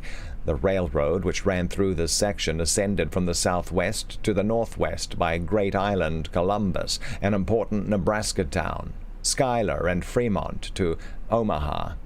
It followed throughout the right bank of the Platte River. The sledge, shortening this route, took a chord of the arc described by the railway. Mudge was not afraid of being stopped by the Platte River because it was frozen. The road, then, was quite clear of obstacles, and Phileas Fogg had but two things to fear: an accident to the sledge, and a change or calm in the wind. But the breeze, far from lessening its force, blew as if to bend the mast, which, however, the metallic lashings held firmly. These lashings, like the chords of a stringed instrument, resounded as if vibrated by a violin bow. The sledge slid along in the midst of a plaintively intense melody. "Those chords give the fifth and the octave," said Mr. Fogg. These were the only words he uttered during the journey. Aouda, cosily packed in furs and cloaks, was sheltered as much as possible from the attacks of the freezing wind. As for Passepartout, his face was as red as the sun's disk when it sets in the mist, and he laboriously inhaled the biting air. With his natural buoyancy of spirits, he began to hope again. They would reach New York on the evening, if not on the morning, of the 11th, and there was still some chances that it would be before the steamer sailed for Liverpool. Passepartout even felt a strong desire to grasp his ally Fix by the hand. He remembered that it was the detective who procured the sledge, the only means of reaching Omaha in time, but checked by some presentiment, he kept his usual reserve. One thing, however, Passepartout would never forget, and that was the sacrifice which Mr. Fogg had made, without hesitation, to rescue him from the Sioux. Mr. Fogg had risked his fortune and his life. No, his servant would never forget that. While each of the party was absorbed in he loved books. Books are cold but safe friends. Oh yeah, I like that one. While each of the party was absorbed in reflections so different, the sledge flew past over the vast carpet of snow. The creeks it passed over were not perceived. Fields and streams disappeared under the uniform whiteness. The plain was absolutely deserted. Between the Union Pacific Road and the branch which unites Kearney with St. Joseph, it formed a great uninhabited island. Neither village, station, nor fort appeared. From time to time they sped by some phantom-like tree, whose white skeleton twisted and rattled in the wind. Sometimes flocks of wild birds rose, or bands of gaunt, famished, ferocious prairie wolves ran howling after the sledge. Passepartout, revolver in hand, held himself ready to fire on those who came too near. Had an accident then happened to the sledge, the travelers, attacked by these beasts, would have been in the most terrible danger. But it held on its even course, soon gained on the wolves, and ere long left the howling band at a safe distance behind. About noon, Mudge perceived by certain landmarks that he was crossing the Platte River. He said nothing, but he felt certain that he was now within 20 miles of Omaha. In less than an hour he left the rudder and furled his sails, whilst the sledge, carried forward by the great impetus the wind had given it, went on half a mile further with its sails unspread. It stopped at last, and Mudge, pointing to a mass of roofs white with snow, said, "We've got there." Arrived at a station which is in daily communication by numerous trains with the Atlantic seaboard. Passepartout and Fix jumped off, stretched their stiffened limbs, and aided Mr. Fogg and the young woman to descend from the sledge. Phileas Fogg generously rewarded Mudge, whose hand Passepartout warmly grasped, and the party directed their steps to the Omaha railway station. The Pacific Railroad proper finds its terminus at this important Nebraska town. Omaha is connected with Chicago by the Chicago and Rock Island Railroad, which runs directly east and passes 50 stations. A train was ready to start when Mr. Fogg and his party reached the station, and they only had time to get into the cars. They had seen nothing of Omaha, but Passepartout confessed to himself that this was not to be regretted, as they were not traveling to see the sights. The train passed rapidly across the state of Iowa, by Council Bluffs, Des Moines, and Iowa City. During the night it crossed the Mississippi at Davenport, and by Rock Island entered Illinois.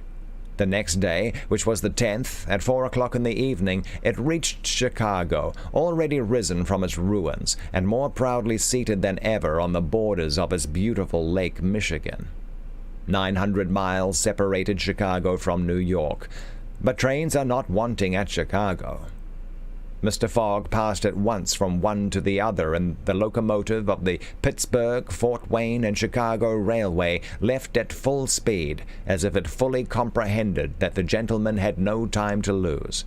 It traversed Indiana, Ohio, Pennsylvania, and New Jersey like a flash, rushing through towns with antique names, some of which had streets and car tracks, but as of yet no houses. At last the Hudson came into view, and at 11:15 in the evening of the 11th, the train stopped in the station on the right bank of the river before the very pier of the Cunard line. The China for Liverpool had started 3/4 of an hour before. Oh no. Boy, oh, but he's missed his boat. There we go. So we will finish this book tomorrow. What's this? Chapter 32, in which Phileas Fogg engages in a direct struggle with bad fortune. Will he make it? I don't know. That's I mean, he got lucky with that other boat that was coming out of Shanghai, because they intercepted it at the mouth of the river, like this one here. So it's already steamed off almost a full hour ahead of time. I don't know, man. I don't know. I don't know. We'll see. We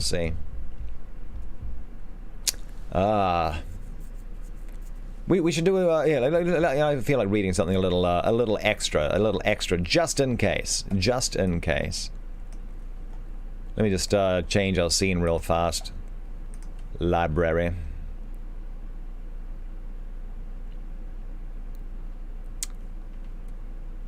What's this one? Is this Dreamer's Tales?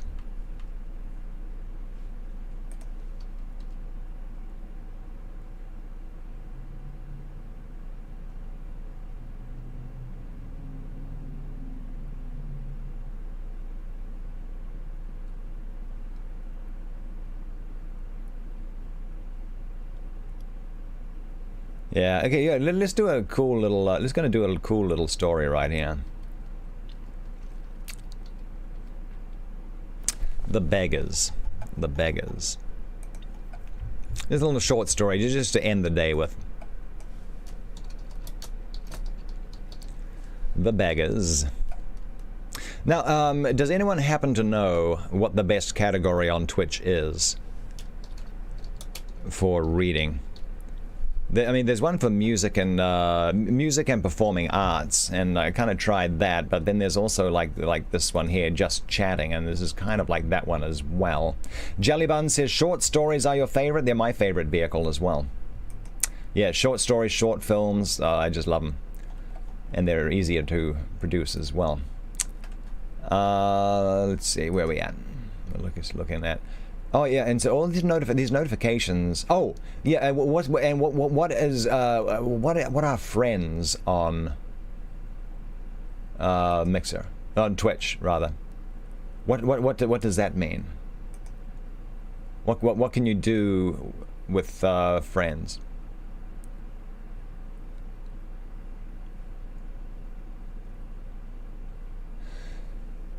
I'm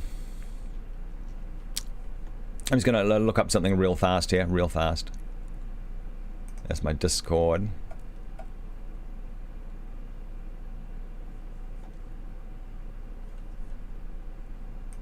Ba-da-ba-ba-ba.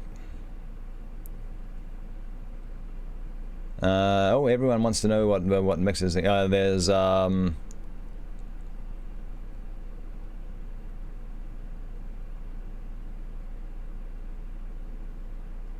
there we go. Yeah, there we go. The plane. Okay, someone found an article saying why it shut down. Yeah, I don't know. Well, we'll figure it out. I'll open that link up to read it a little bit later. You can't wait for the stairs. Oh, you can chat with them. But I don't. I mean, like, what? Is it like you can like private message people then with them? You can't like whisper. You can't like whisper to people unless they're your friends or something. Oh yeah. Oh yeah. Yeah. The mod tools over here are pretty cool. They are pretty cool. Okay, so you can't whisper people unless they're on your friend list. And friend list is different from follower list. Okay, all right, because I got a bunch. Okay, you can PM them and see when they're on and who they're watching. All right. I don't know. We shall see. We shall see. Anyway, oh, where are we at? I'm just looking at a few. Oh, wow, I need to refresh this page real fast. Oh yeah, just a reminder. I know there's oh boy, we got a bunch of lurkers over on Mixer right now. Just reminding all my Mixer friends that we've moved on because Mixer moved on. Wasn't our choice. But anyway, here we go. We've moved on over to Twitch. That's our link right there. Play Carrington. I'm not Carrington TV there. If you go to Carrington TV, you will be out of luck. Out of luck. Play Carrington. That's what to do. Calaniero's still here. Calaniero's going to hold out to the last. I just know it. Yeah. We're gonna have to like drag Calaniero out of here, kicking him screaming on July 22nd, midnight. Can't say I blame you. It's nice. It is nice. Super Collider. Yeah, I know. It's sad. It's sad. Oh, you got a guild started up in Neverwinter. Oh, okay. We are on the Titanic. We are. Maybe that's what Phileas Fogg is going to have to hop onto. Don't worry, we got lifeboats for you, Calaniero. We got lifeboats both here and on Twitch, not on the YouTubes. On the YouTubes, there's some people like that over on the YouTubes, but yeah, I need to do something special for that. Yeah, I do.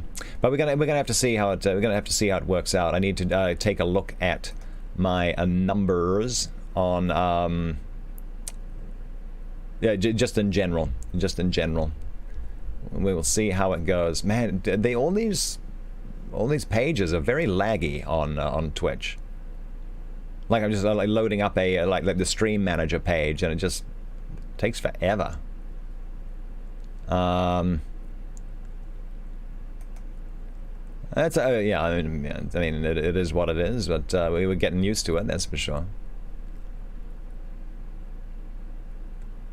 Okay, let's okay. We're gonna end it with a short story.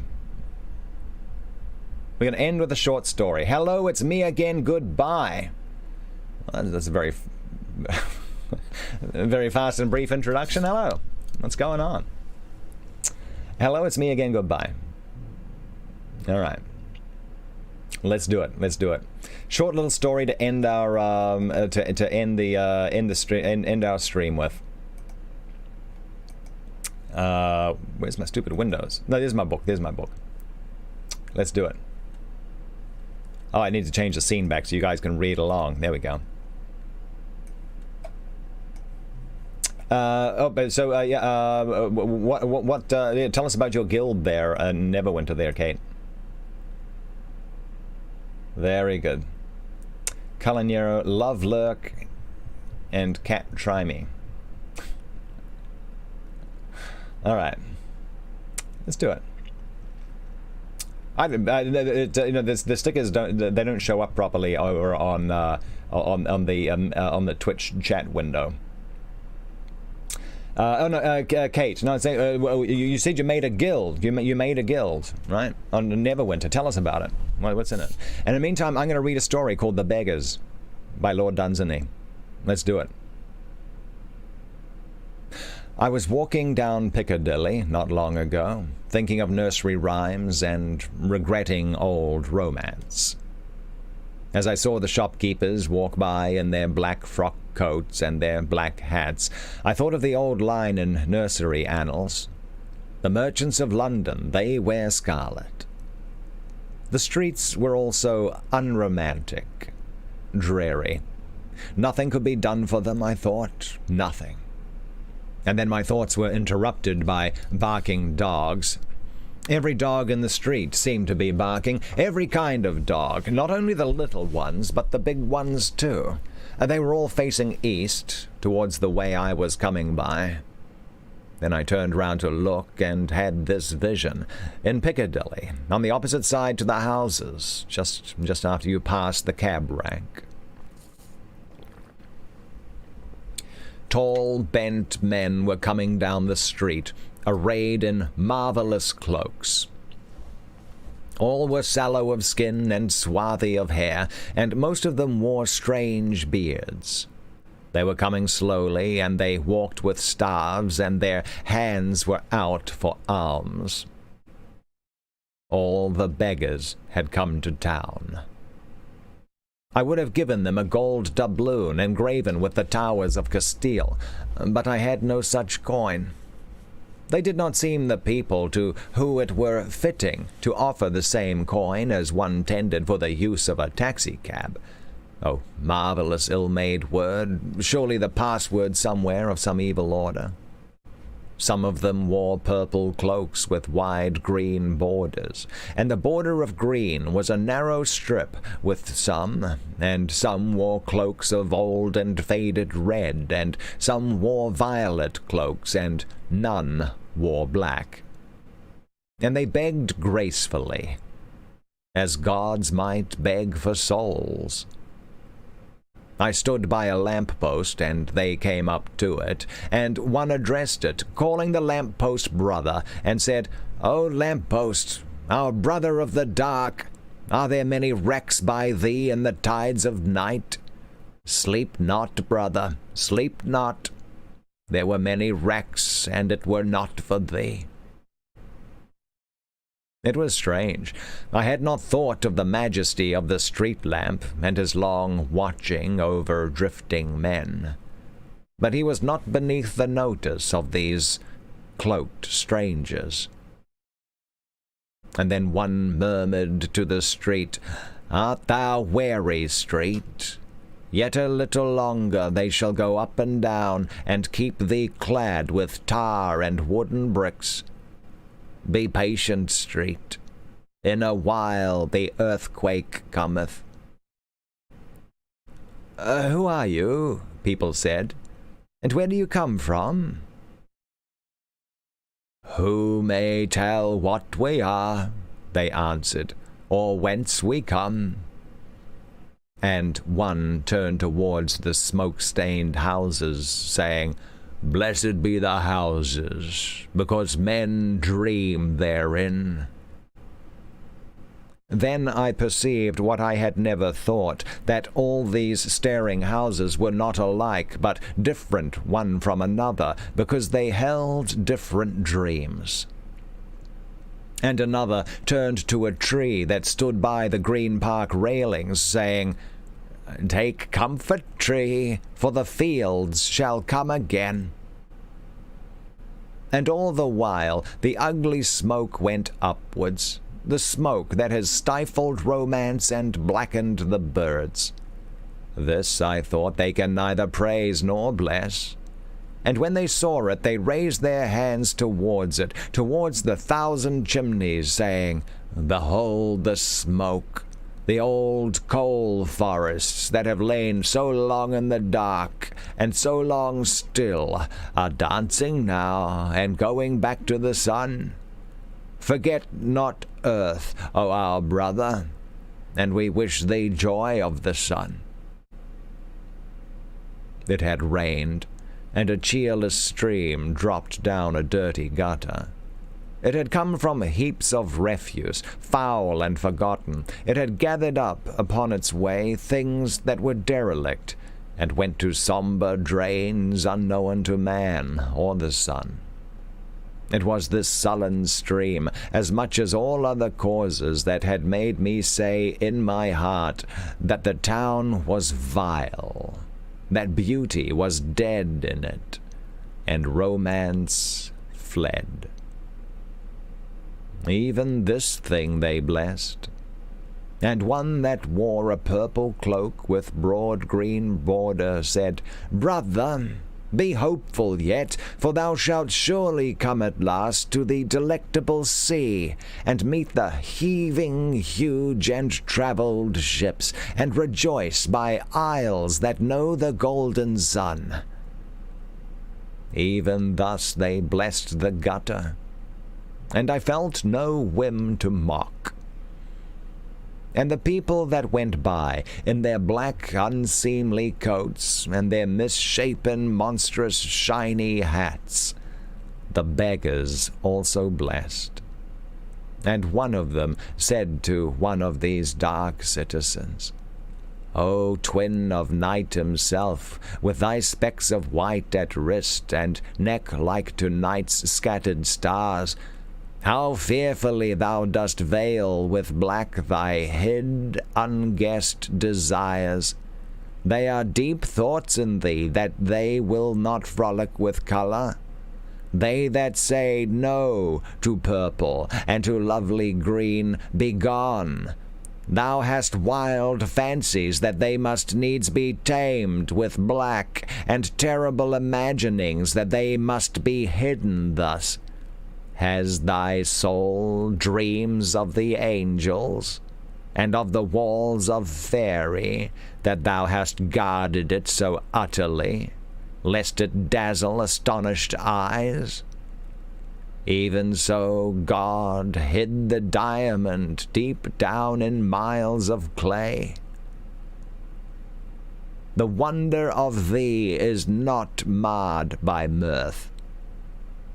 Behold, thou art very secret. Be wonderful. Be full of mystery. Silently, the man in the black frock coat passed on. And I came to understand, when the purple beggar had spoken, that the dark citizen had trafficked perhaps with India, that in his heart were strange and dumb ambitions, that his dumbness was founded by solemn rite on the roots of ancient tradition, that it might be overcome one day by a cheer in the street or by someone singing a song, and that when this shopman spoke there might come clefts in the world, and people peering over at the abyss.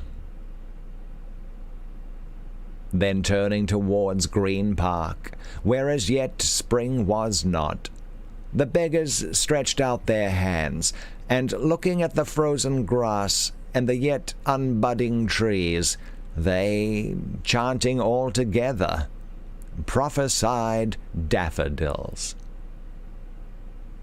A motor omnibus came down the street, nearly running over some of the dogs that were barking ferociously still.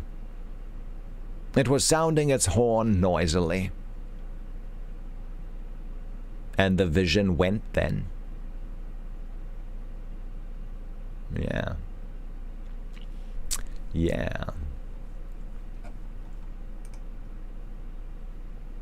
That's how that one ended. A little abruptly, a little fast. Man. But there we go. There we go. That's the end of our stream. Hope you liked it. So we will finish Around the World in 80 Days tomorrow. Yeah. I think we're 87% of the way into it. Yeah. It's going to be good, which means on Thursday, let's do some... let's do the board game. We'll do the board game of... actually, no. We can... I don't know. We'll figure something out. I don't know. Who knows what we're doing? I don't know what we're doing. No one knows anything. I know nothing. I know nothing except I am awesome. I know that. But here we go. Well, thank you for spending some time with us here. How do you even host on this thing? I don't know. Where's my hosty peeps? Terrell Studios, you enjoyed listening? Well, I'm glad you did. I'm very glad. Let me... Oh, Boxy for... Is that... Oh, no, that's not Boxy. Okay. I was like, oh my god, Boxy's here. All right. I'm Boxy, you know. Where are... These are... Wow, these are not a lot. 1, 2, 3, 4... Almost... This is saying that almost no one I follow is on. That can't be right. Can't be right. Let me look at... Until tomorrow, indeed be. And King Carrington sticker. Yeah, I'm going to look at those extensions for stickers there, see what we can get going, because we do need that kind of stuff going on. Yeah, we do. Man. But there we go. I'm not. I was trying to. Yeah, it's like, I mean, I followed like a bunch of people here, but I don't see any of them stream. Are they on Mixer still streaming? Let's look over there. I was trying to find something. B says you unsubbed. Okay, so when you set it up here, you'll resub. Okay, that's cool. You know, movie nights might get a little different over here, because apparently, you can do kind of actual movie nights here. We'll have to see how that goes. I don't know exactly how that works. I'll read up on that. Like watch parties or something. You can do those here. Don't know how that works.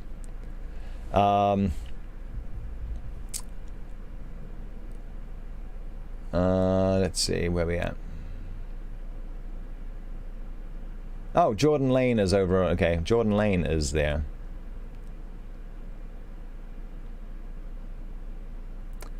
Just looking for...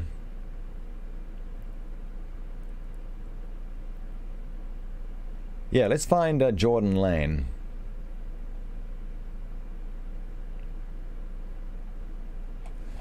I'm going to say, okay, I'm just going to find Jordan Lane real fast, and hang on. twitch.tv/JORDINLANE. I think that's how you spell Jordan Lane.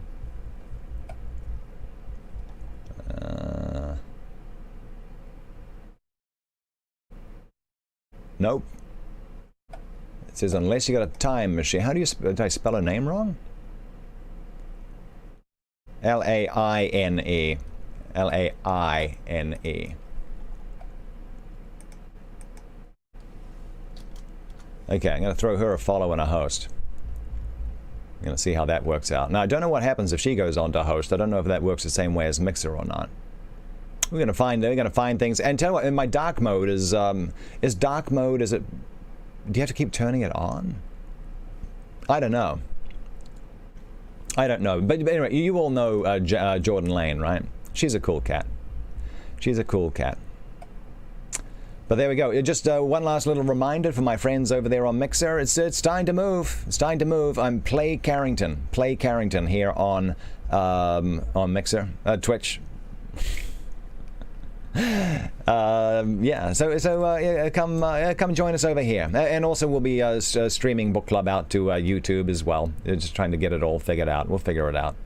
But that's it. That's all we have time for. I'm going to throw a host over to Jordan Lane. I'm going to try and if you are a streamer who's moving over to Twitch, don't forget to let me know somehow so I can get connected with you again. Am I going to eat lunch? Yes, I am. I don't know what it's going to be. Maybe some... I don't know. We'll figure something out. We'll figure something out.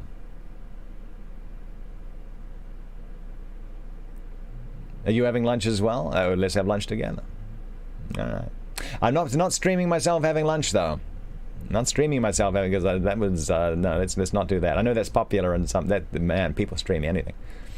But there we go. Have a great night, everyone. We'll see you all later tonight for some gaming, and of course tomorrow book club, 10 a.m. Pacific, 1 p.m. Eastern. See you guys, and thank you so much for